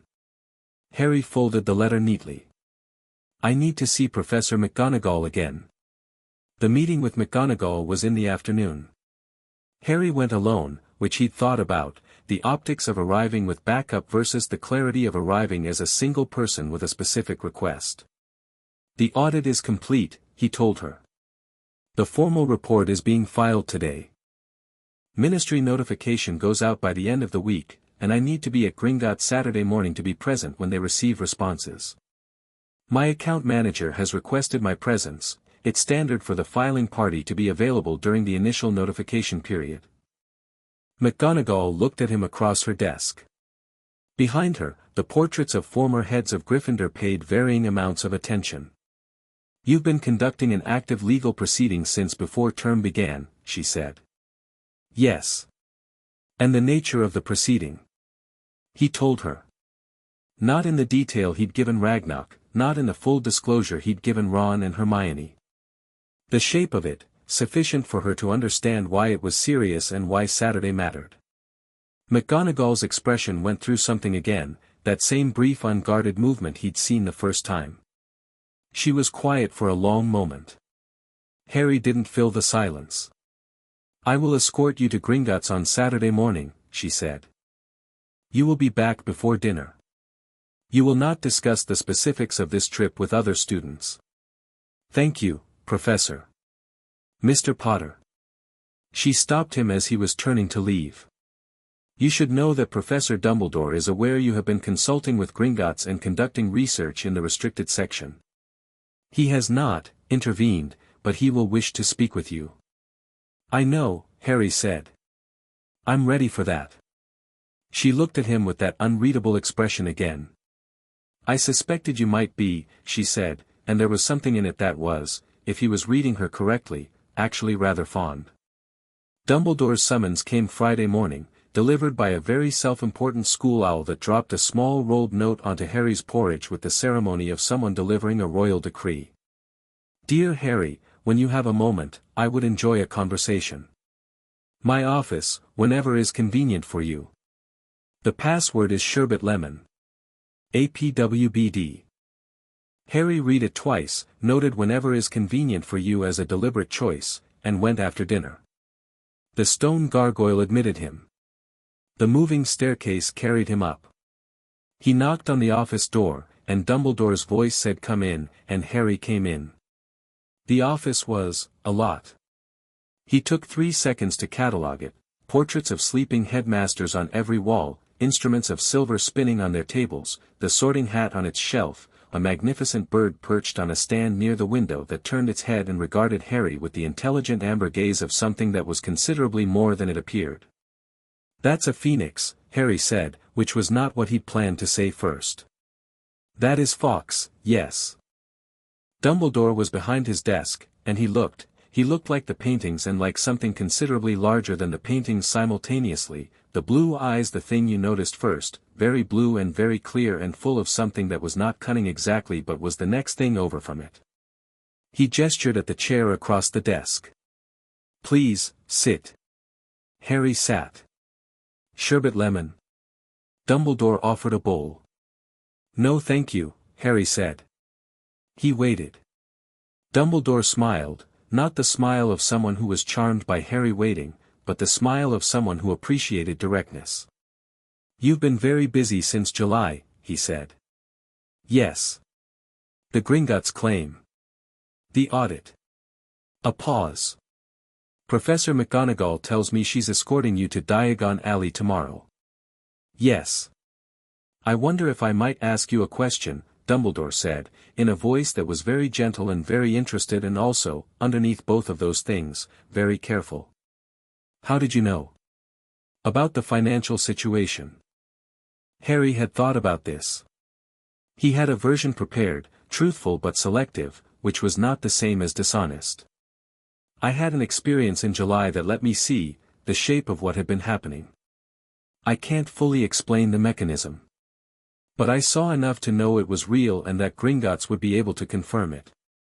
Dumbledore's expression moved in a way that suggested he had a good guess about the mechanism. His eyes did that thing where they seemed to look slightly further into you than normal eyes managed. "An experience," he said. "Yes." A pause. Fawkes made a low musical sound. Dumbledore looked at Harry with that look for another moment and then, with the quality of a man making a deliberate choice to let something go, said, "I want to be honest with you, Harry. And I suspect, from what Professor McGonagall tells me, and from what I can see for myself, that you would prefer honesty to comfortable reassurance." "Yes," Harry said. "I placed you with the Dursleys because of the blood protection your mother's sacrifice created. It is a genuine and powerful magic and it has kept you safe. I did not know, I want to be very clear about this, I did not know about what was being done with the financial provisions." A pause. "I should have ensured better oversight. I should have checked on your living situation with considerably more rigor. I did not, and that failure is mine." The room was very quiet. Harry looked at Dumbledore. He took the words seriously, took them apart and looked at each component and checked them against what he knew about this man. The admission of failure was genuine. The explanation of the blood protection was genuine. The not knowing about the money, that, too, Harry believed. "I believe you," Harry said. "About not knowing." Dumbledore inclined his head slightly. "But," Harry continued, "not knowing because you didn't look as different from not knowing because there was no way to know. And I'd rather we were both clear about which one it is." The silence stretched. "Yes," Dumbledore said finally. "You are right. And I am clear about it." He looked at Harry with something that might have been the closest thing to humility that ancient blue eyes like those ever produced. "I am sorry, Harry. Not for the placing, the protection was real and it mattered. But for what it cost you." Harry nodded. "That was enough. Not everything, but enough to move forward. The ministry," Harry said, "because the ground had been cleared and now there was business. When the notification arrives, someone will try to make it go away. I want to know who." Dumbledore's expression shifted into something more alert. "You expect interference." "I expect that someone who stood to benefit from the situation being maintained will find a way to try to manage the outcome." Harry looked at him steadily. I'm not asking you to fight my battles. I'm asking if you have any insight into where the interference is likely to come from. A pause. Dumbledore was looking at him with the expression of a man rapidly revising his understanding of who he was talking to. Cornelius Fudge, he said, which was clearly not what he'd planned to say. It came out with the quality of something decided quickly.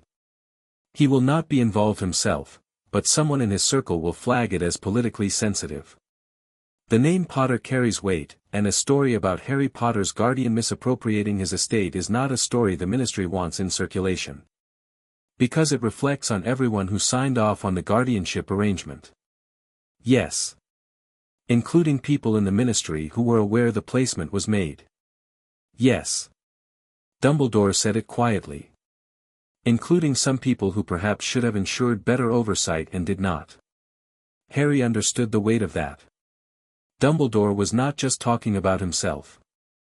I'll deal with it through Gringotts, Harry said. The audit is Gringotts' document.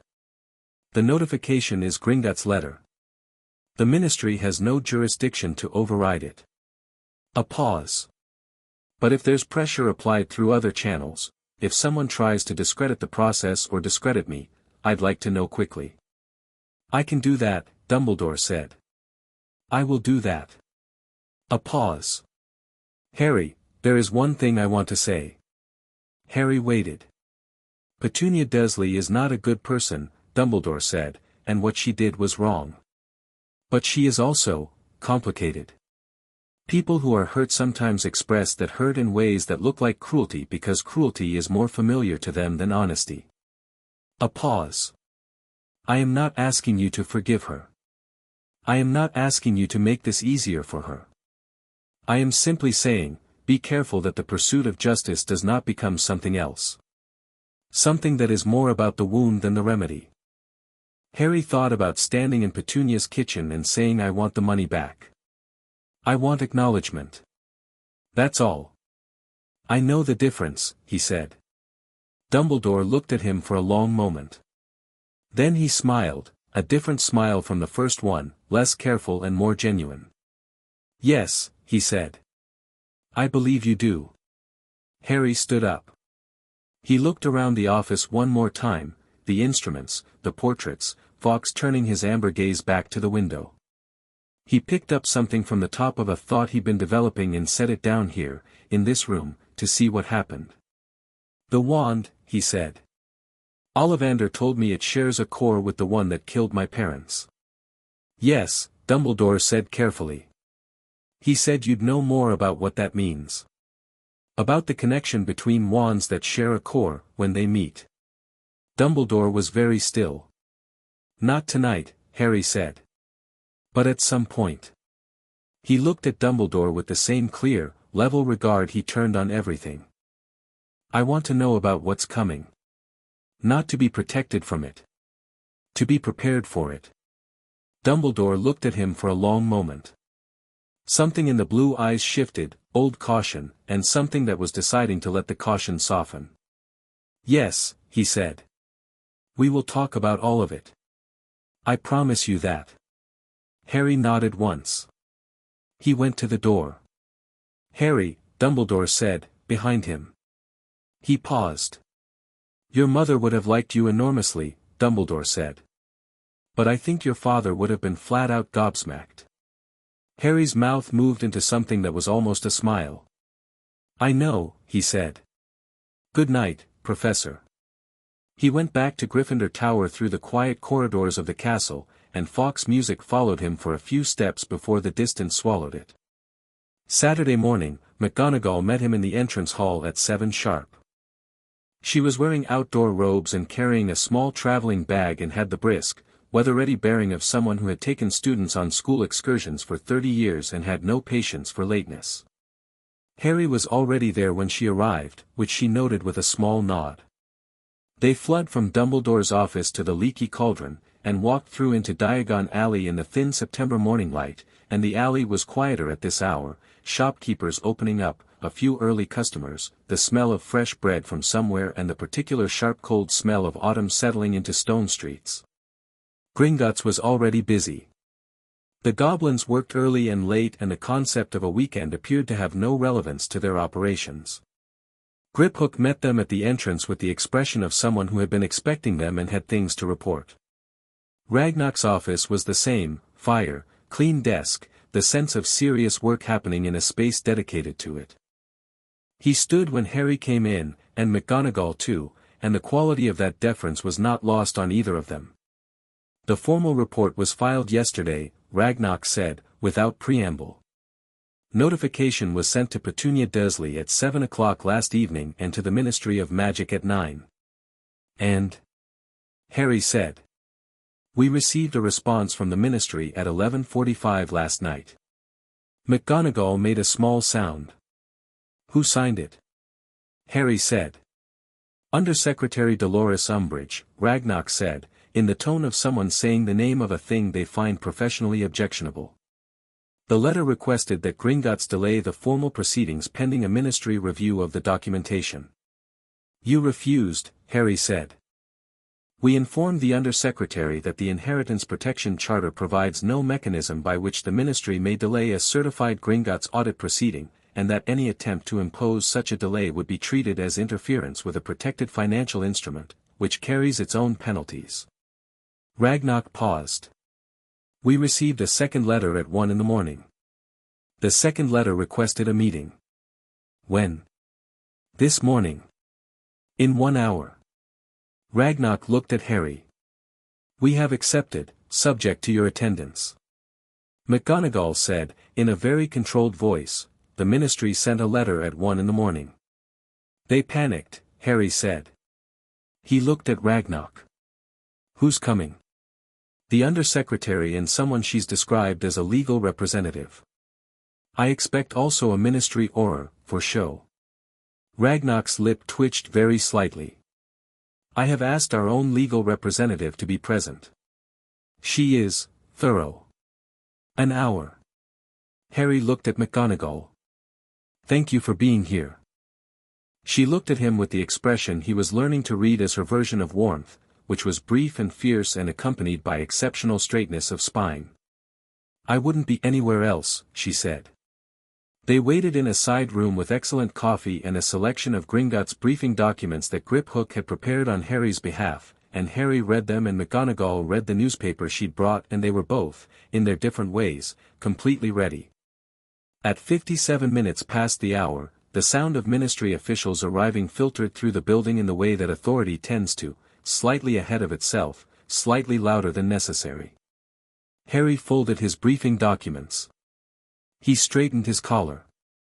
He was wearing his school robes, which he'd thought about. He could have worn ordinary clothes, but school robes had Hogwarts crest, and Hogwarts crest was Dumbledore's school, and Dumbledore's name had weighed in a way he was not above using strategically. Ragnar appeared in the doorway. "They're ready."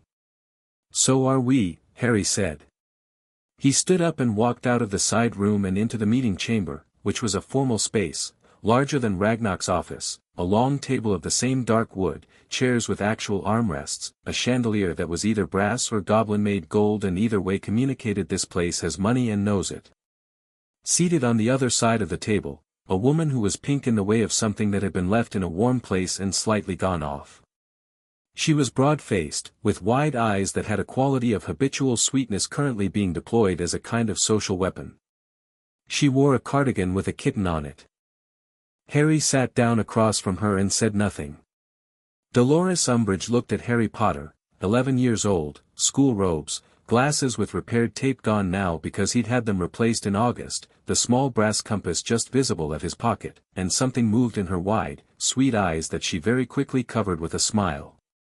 "Mr. Potter," she said, in a voice like sugar-coated gravel. "How lovely to meet you. I'm sure this has all been very confusing for a boy your age, Under-Secretary Umbridge," Harry said. "I've asked my account manager to summarize the audit findings and the basis for the proceedings. Then I'd like to understand the ministry's specific legal objection to the charter process, because my reading of the charter doesn't identify a mechanism for ministry intervention." The smile stayed on her face. Her eyes had gone considerably flatter. "Well, there are always nuances to these old documents. I've read the charter," Harry said. And 3 precedent cases. Do you have a specific clause you're disputing? Beside him, Ragnarok opened a folder with the contained satisfaction of a professional whose client has just made his job considerably easier. On the ministry side, the legal representative, a thin man with an air of having been recalled from a weekend at short notice, leaned to whisper in Umbridge's ear. McGonagall sat at the end of the table with her hands folded and said nothing and radiated the specific quality of a transfiguration professor watching a student who has understood the lesson. The ministry, Umbridge said, recovering her sweetness with practiced speed, is simply concerned with ensuring that this process is handled carefully. The Potter name is significant. There are implications to a public proceeding of this nature. I understand the implications, Harry said. I identified them myself. They are one of the reasons I filed the claim. He paused. The proceedings don't need to be public. That's a ministry decision, not mine. I have no interest in making this embarrassing for the ministry. I have interest in the restitution being completed and the charter provisions being enforced. He looked at her with clear, direct eyes. If the ministry cooperates with that process, it doesn't need to be difficult for anyone. A silence. The legal representative on Umbridge's side wrote something on a piece of parchment and pushed it toward her. She read it. The sweetness flickered again. Of course, she said, with the quality of someone choosing a retreat and dressing it as an advance, the ministry is entirely supportive of the proper legal process. We simply wanted to ensure, a little laugh, too high, that all the proper channels were being used. They are, Ragnarok said, with the bottomless dry satisfaction of a goblin who has won something and doesn't need to celebrate it loudly. All proper channels. Everything in order. The 60-day response window for the accused begins today. We'll be in touch. Umbridge stood. She smiled at Harry one last time. The smile didn't reach anything above the cheekbones. Mr. Potter, she said. I do hope your first year at Hogwarts is everything you're hoping for. I suspect it will be, Harry said pleasantly. She left.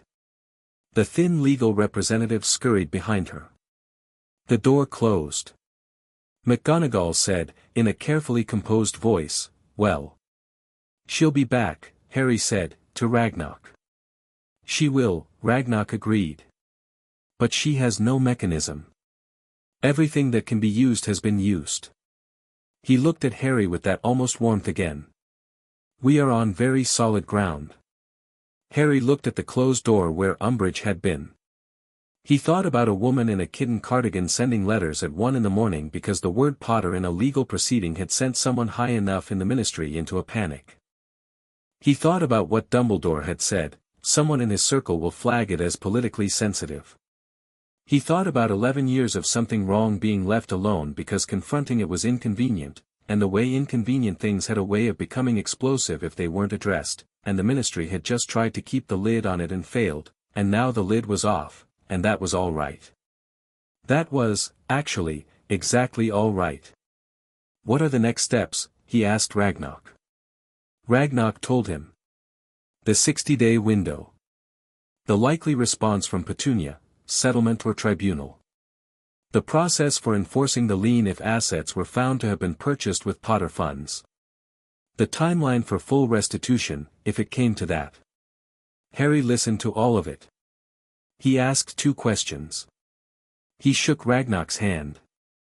He walked out of Gringotts into Diagon Alley with McGonagall beside him, and the September sun was properly up now and the alley was busy, and somewhere behind him the gears of something old and serious were turning. McGonagall bought him a pasty from a vendor outside the apothecary without comment, just handed it to him, and they walked back toward the leaky cauldron eating their pasties in the thin autumn sunlight, and Harry felt, beneath everything else, the particular satisfaction of things moving the way they were supposed to move. Not everything was resolved. Not even close. But it was moving. And moving was enough. Chapter 4, What the Potters Left Behind. The 60 days passed the way difficult things pass, not slowly, not quickly, but with the specific texture of time that has weight in it. October arrived and brought the smell of rain on stone and the Quidditch pitch going dark at 5 in the afternoon, and Harry kept two things running in parallel: the life of a first year at Hogwarts, and the legal machinery that was grinding its way toward a conclusion somewhere in the depths of Gringotts' correspondence files. He was good at parallel. He'd always been good at it, the ability to hold two separate tracks in his mind without letting them bleed into each other, to give each one its proper attention without losing the thread of either.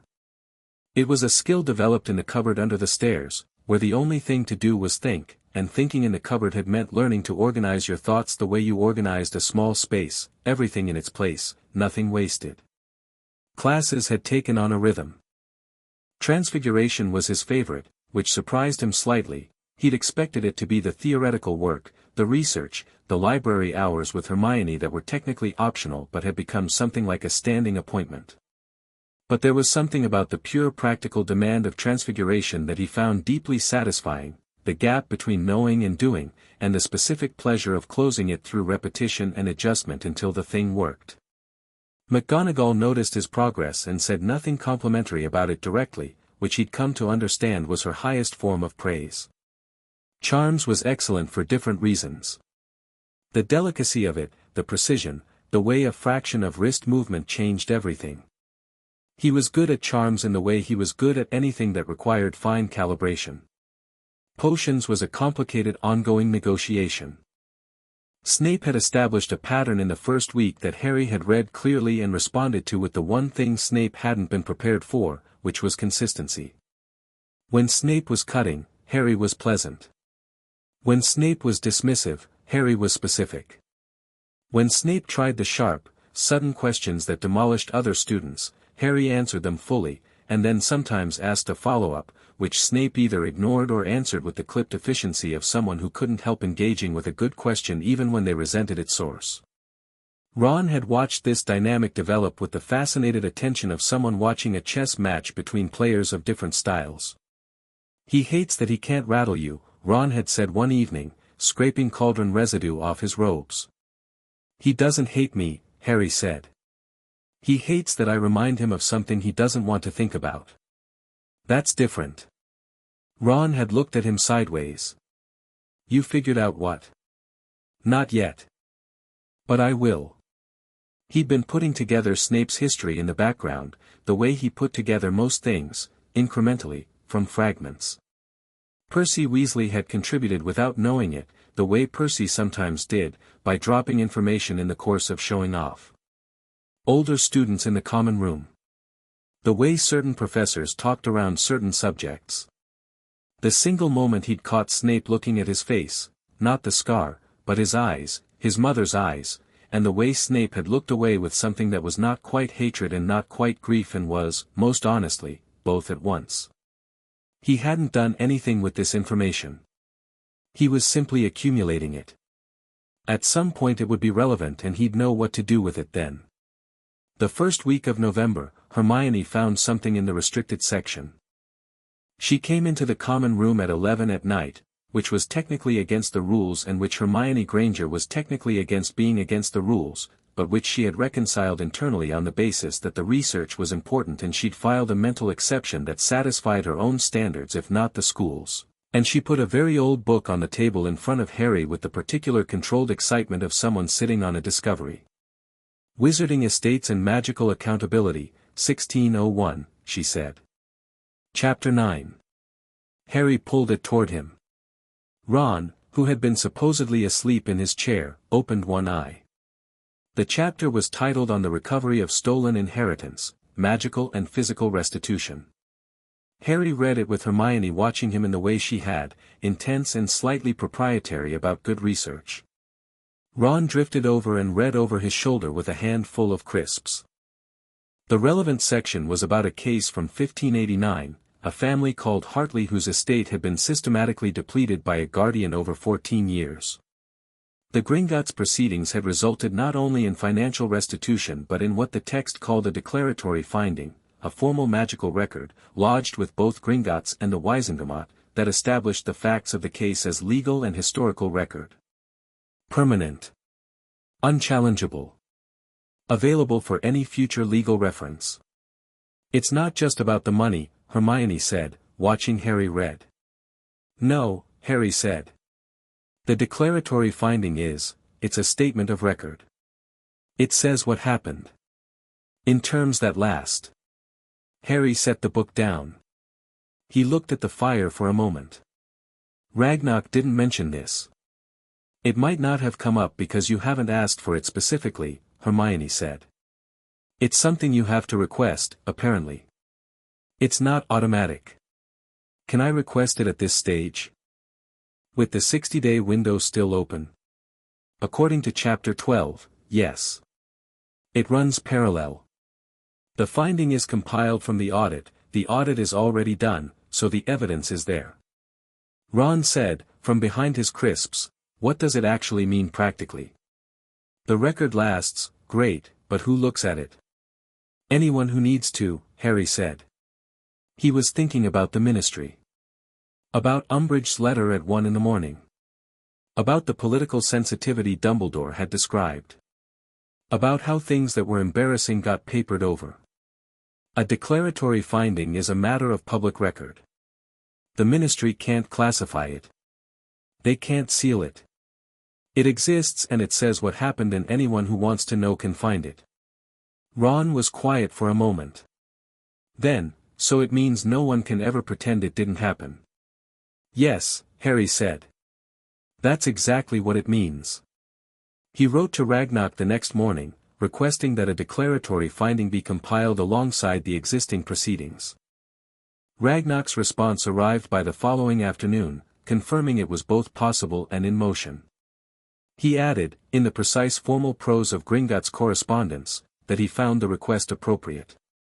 Harry read the word appropriate and understood what Ragnarok was actually saying, which was something considerably warmer.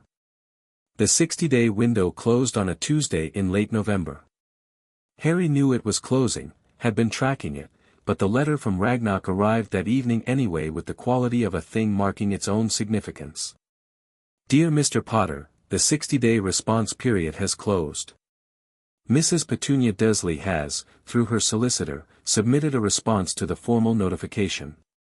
The response disputes the characterization of the withdrawals as unauthorized, claiming that the guardianship arrangement implied broader financial authority than the Charter's specific terms allow. We have reviewed this argument. It does not have merit. We are proceeding to tribunal. Date to be confirmed. Harry read it twice. He set it on the table. Ron and Hermione were both watching him. She disputed it, Hermione said, not quite a question. She says the guardianship implied broader authority than it did. Harry's voice was even. It didn't. Ragnarok says it has no merit. So it goes to tribunal, Ron said. Tribunal, Harry agreed. When? To be confirmed. He looked at the fire. There was something in him that had been waiting for this moment, not the dispute itself, but the acknowledgement of its arrival. The point where the possibility of this ending quietly without confrontation was definitively closed. Petunia had made a choice. She'd chosen to fight it. He couldn't say he was surprised. He was, in some deep and honest place, slightly relieved. A quiet settlement would have resolved the financial matter but left everything else unaddressed. A tribunal meant a formal proceeding. A formal proceeding meant a formal record. And a formal record, combined with the declaratory finding he'd already requested, meant that what Petunia had done would exist in clear, permanent language somewhere that couldn't be managed or minimized. He wrote back to Ragnarok that same night. He had 3 additional requests: that he be present at the tribunal, that the declaratory finding be completed before the tribunal date, and that if it was procedurally possible, he wanted an opportunity to address Petunia directly during the proceedings. He sat for a long time with the 3rd request before he sent it. Then he sent it. December arrived cold and hard and lit the castle up with the particular beauty that Hogwarts had in winter, which was entirely its own thing, frost on the tower windows and the great hall's ceiling cycling through its grey then dark patterns, and candles everywhere, and the castle's warmth sitting against the cold the way it had for 1,000 years. Harry told Ron and Hermione about the letter. Ron reacted with the focused energy of someone who'd been waiting for the next move, immediately asking practical questions. When was the tribunal? Would Harry need anything? Had he told Dumbledore? Hermione reacted by going to the library, which was her way of processing significant information, and also, he'd learned, her way of showing she cared, because she only researched things she was actually invested in. She came back 2 days later with her notes on wizarding tribunal procedure, which were thorough enough that Harry read them twice and then asked her to annotate the unclear sections, which she did with visible pleasure. He told Dumbledore on a Thursday evening, sitting in the headmaster's office again. These conversations had become semi-regular, structured and honest, the kind of conversations that developed between two people who have agreed to be direct with each other and found it works. Dumbledore listened to the tribunal update without interruption. He asked one question about the declaratory finding, which told Harry he was familiar with the mechanism. Harry explained his reasoning for requesting it. The public record, Dumbledore said. Yes. So it can't be minimized later. Dumbledore was quiet for a moment. The Ministry will attend the tribunal. Umbridge, or someone above her. I expect so. They will try to influence the composition of the tribunal panel. Ragnarok will have opinions about that, Harry said. Something crossed Dumbledore's face that was almost amusement. Yes. He will. A pause. Harry, what do you want from the direct address to your aunt? If it's granted. Harry had thought about this. He'd thought about it in the way he thought about difficult things, by setting the question in a corner of his mind and leaving it alone until it had an answer ready. The answer had arrived slowly, not all at once, but it had arrived. I want to ask her one question, he said. Dumbledore waited. Why? Not as an accusation. An actual question. Harry looked at the fire in the headmaster's office, the portraits breathing softly in their sleep. I saw the memory. I know she had reasons. I know the shape of them, the jealousy, the resentment, the feeling that the world owed her something for being ordinary while Lily wasn't. But I want to hear her say it. A pause. Not for the tribunal. For me. Dumbledore was quiet for a long time. That is, he said finally, a remarkably mature thing to want. I want to understand her, Harry said. I'm not going to forgive her today. Maybe not for a long time.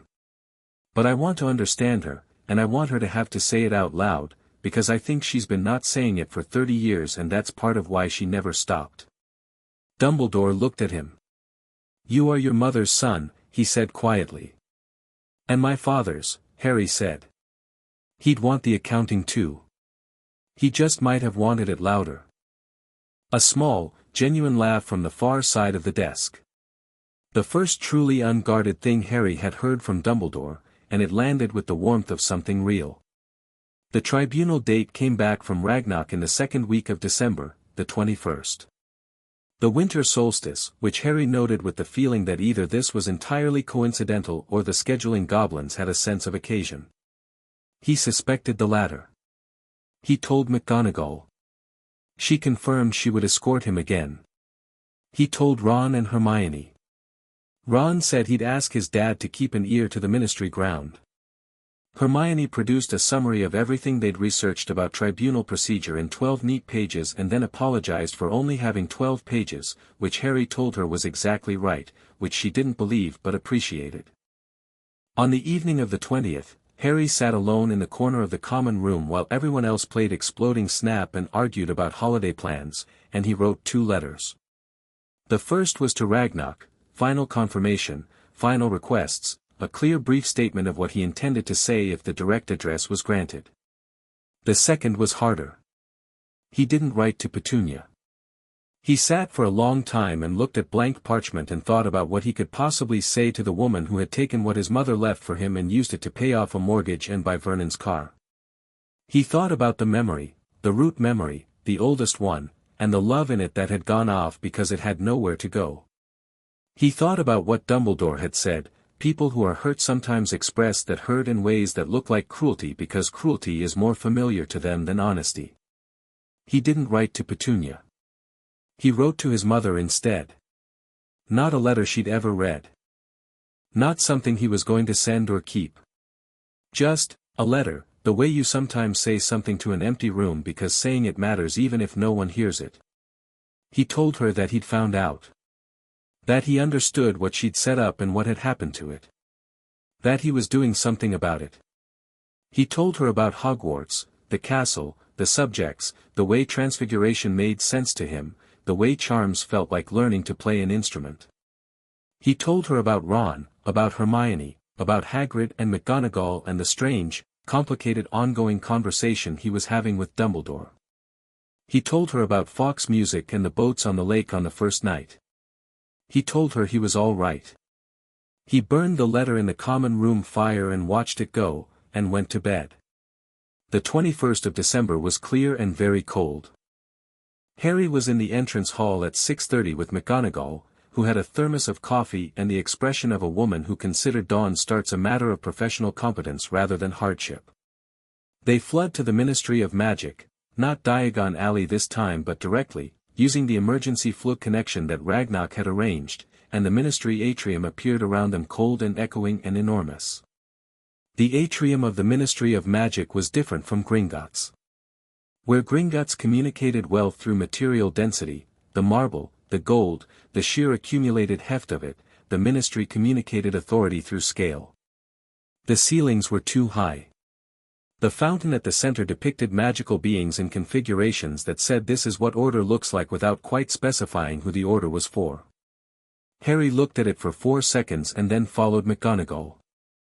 They were met by Griphook in the lobby of the tribunal level, which was 3 floors below the atrium and considerably less grand, and Griphook led them to a set of rooms that were not quite the imposing stone chambers Harry might have imagined but were formal and correct, a large central room with a curved bench for the tribunal panel, a table for each presenting party, and a single chair in the center that was clearly the chair you sat in when you had things to say that the room needed to hear. Ragnarok was already there, with the Gringotts legal representative, a goblin called Sharpthorn, who was smaller than Ragnarok and wore robes that were very precisely the most formal thing available without tipping into ostentation, and who looked at Harry and McGonagall with the contained assessment of someone deciding how much of a problem they expected. The panel has been confirmed, Ragnarok said. 3 members, a Gringotts senior representative, a Wisengamot advisor, and a neutral party appointed by the Inheritance Tribunal office. He paused. The ministry requested that a 4th panel member be added. We declined. The ministry is attending? McGonagall said. Undersecretary Umbridge, yes. As an observer. She has no participatory role in these proceedings. We have been very clear about that. The satisfaction in Ragnarok's voice was not large but it was extremely well earned. And my request for a direct address? Harry said. Granted. You may speak after the formal presentation of findings. The accused party will have an opportunity to respond. You will then have a final address. Ragnarok looked at Harry carefully. It will be on the formal record. Good, Harry said. That's why I want it. Petunia arrived at 9:15.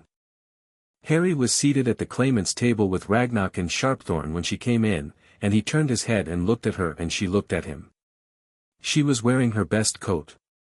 He noticed that, the dark blue wool one she kept for parent-teacher evenings at Dudley's school and for church at Christmas.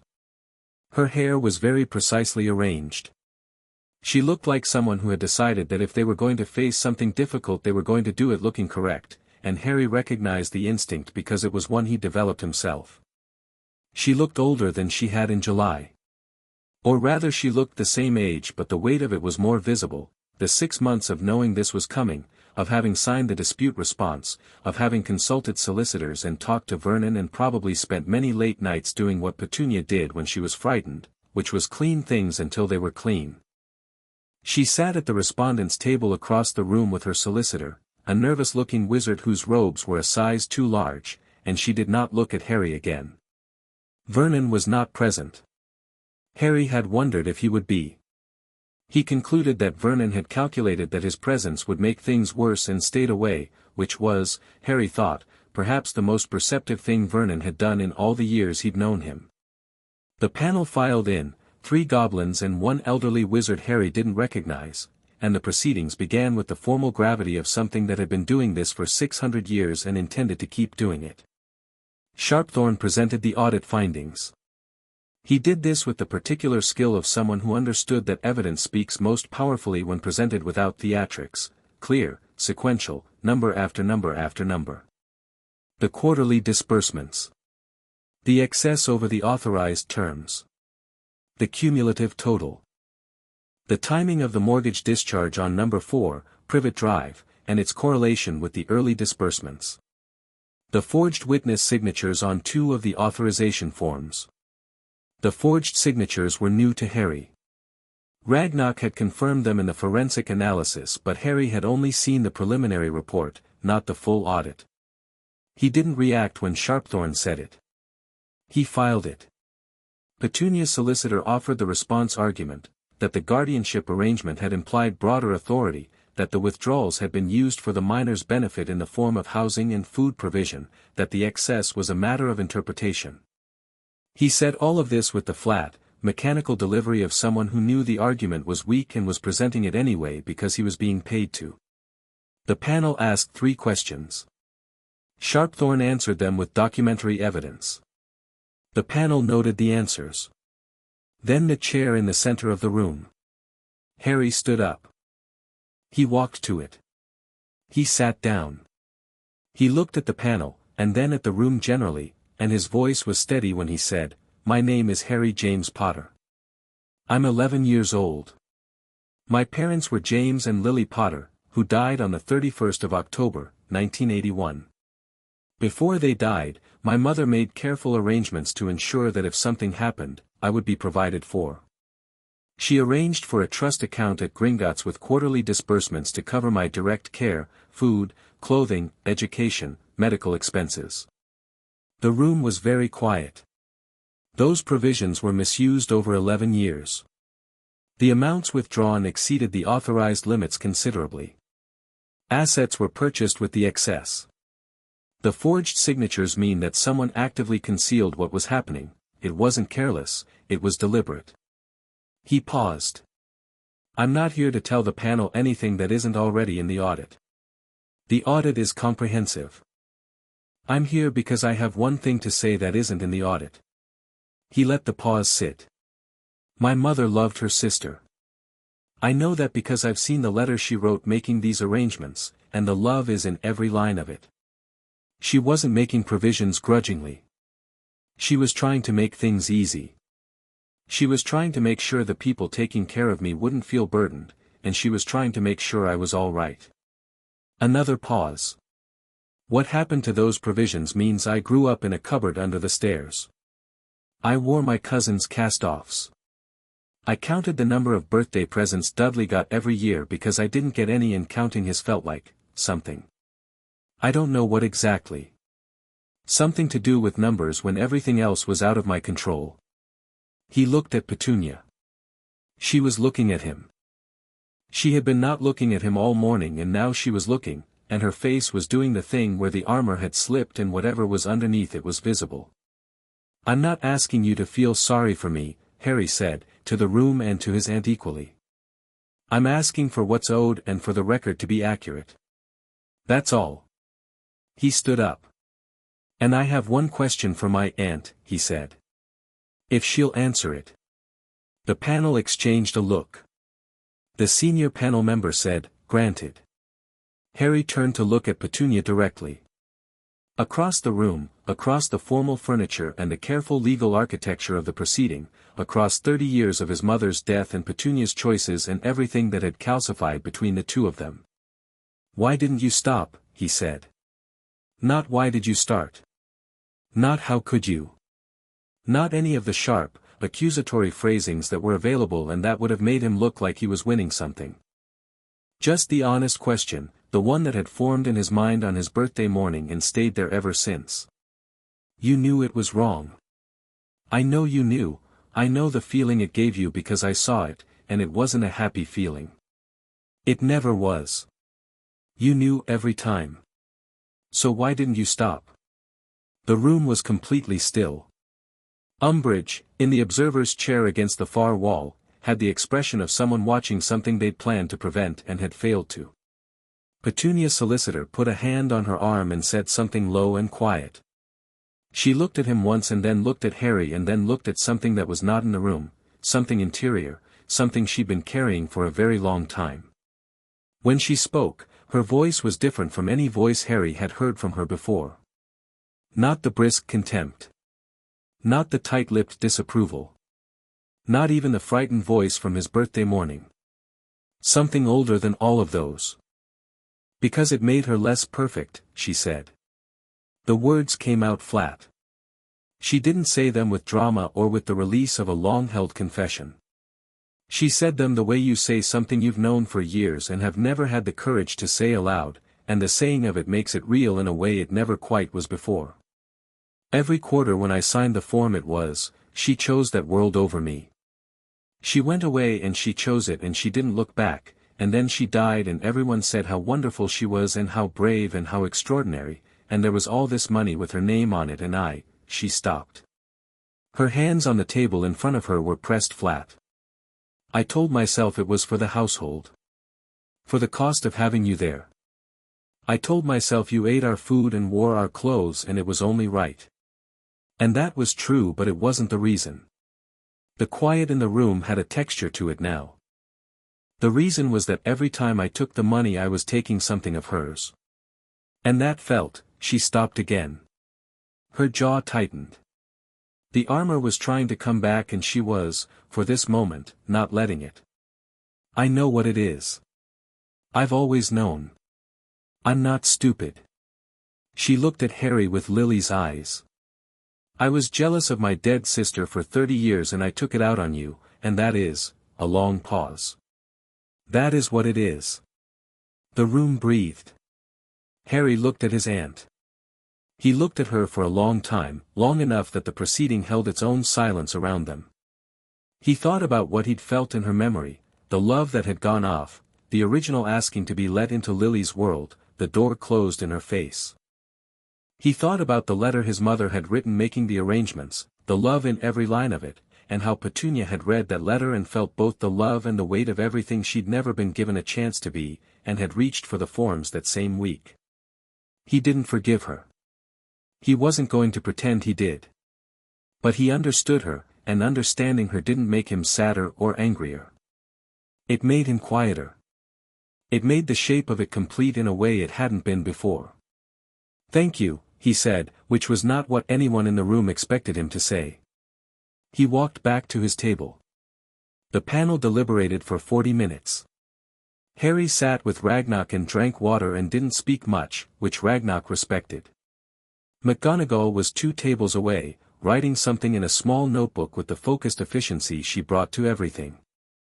Ron's father had not appeared, which meant the Ministry hadn't escalated beyond Umbridge, which meant the Ministry had decided, at someone's level, that fighting this was more damaging than not. Good. Umbridge had left after Petunia's statement, which Harry noted without comment. She'd made her calculation and made it quietly, which he respected slightly more than he wanted to. The panel returned at 11:40.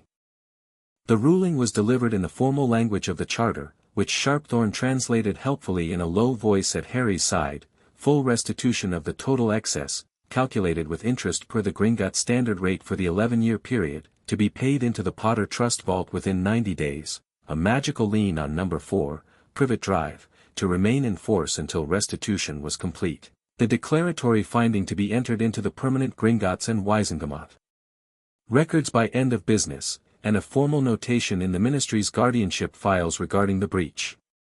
The lien on the house was the thing Harry watched Petunia receive. He watched her face when the panel member said it.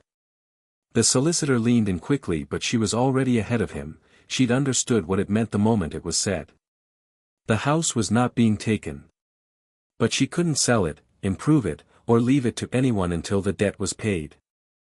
The lien attached to the asset and would be there for everyone who looked. She looked at Harry once after the ruling. He looked back. Whatever passed between them in that look was not reconciliation. It wasn't forgiveness and it wasn't war and it wasn't any of the clean, simple things that endings were supposed to be. It was two people who had been shaped by the same absence, the same dead woman who had loved them both in different ways, who had left a letter for a baby and a letter for her sister and whose best intentions had ended up as a legal proceeding on the winter solstice in a ministry tribunal room, and who were now, for the first time, looking at each other without the pretense that anything between them was anything other than what it was. Harry nodded at her. It was not warm. It was not cold. It was acknowledgement. It was the one thing he'd actually wanted from the beginning, because acknowledgement was the thing that made the record real. She looked away. Outside the ministry, the morning had turned bright. The cold was sharp and clean and the city was doing what the city always did, oblivious and continuous, full of its own concerns. Harry stood on the pavement with McGonagall while Ragnock finalized paperwork inside, and he tilted his head back and looked at the sky for a moment. McGonagall stood beside him. She didn't say anything immediately, which he'd come to appreciate about her, the willingness to let a moment be a moment. She said it, McGonagall said finally. I didn't expect that. I did, Harry said. Not completely. But I thought if I asked it the right way, he stopped. She's been not saying it for 30 years. It had somewhere to go. What do you feel? She asked it directly, the way she did everything, and it was the right way to ask it. Harry thought about that honestly. Like something is finished, he said. Not fixed. Just finished. McGonagall nodded. That was enough for her, and it was enough for him. Ragnock emerged. He looked at Harry with the same almost warmth he'd been producing since July, and he held out a hand, and Harry shook it. The finding will be filed by end of business today, Ragnock said. The restitution timeline begins now. Gringotts will monitor compliance. And if they don't pay within 90 days, then the lien activates additional provisions and the compliance process becomes considerably less comfortable for the respondent party. A pause. We are very good at compliance. I know, Harry said.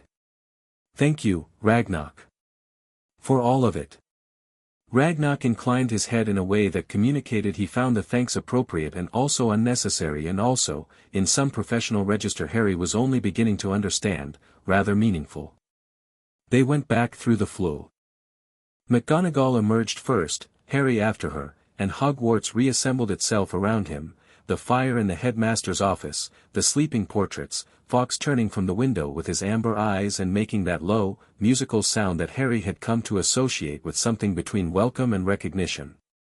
Dumbledore was at his desk and he looked up and he looked at Harry's face and he clearly read what he needed to know, because he said simply, "Well done." Not just me, Harry said. No. But you set it in motion. Harry looked at Fawkes. The Phoenix looked back. There was something in the quality of that exchange that was too much itself to be reduced to language. Can we talk, Harry said, about what's coming? You said we would. Dumbledore looked at him for a moment with the blue eyes and whatever complexity lived behind them. Then he said, "Sit down, Harry." Harry sat. There is a great deal to tell you, Dumbledore said. And I am going to tell you all of it. Not because the situation requires it yet, and not because I expect you to carry it today. But because you are not someone who benefits from being protected from truth. You are someone who benefits from being trusted with it. Harry waited. It begins with a prophecy, Dumbledore said. And it begins with a choice that was made before you were born, and a protection that your mother created that I don't think either of us yet fully understand. A pause. And it ends with a man who is not entirely gone and is not entirely coming back and must, eventually, be faced. The fire crackled. Outside, Hogwarts was itself, the 1,000 years of it, the cold, the mountain, the lake, the hundreds of students going about the particular ordinary extraordinary business of learning magic in a castle. Below them, somewhere in its depths, the term continued and the year was ongoing and there were exams to prepare for and Quidditch to play and a friendship with Ron Weasley that had become one of the fixed points of his life and a friendship with Hermione that had become essential in a different way. All of that was real. All of that was his.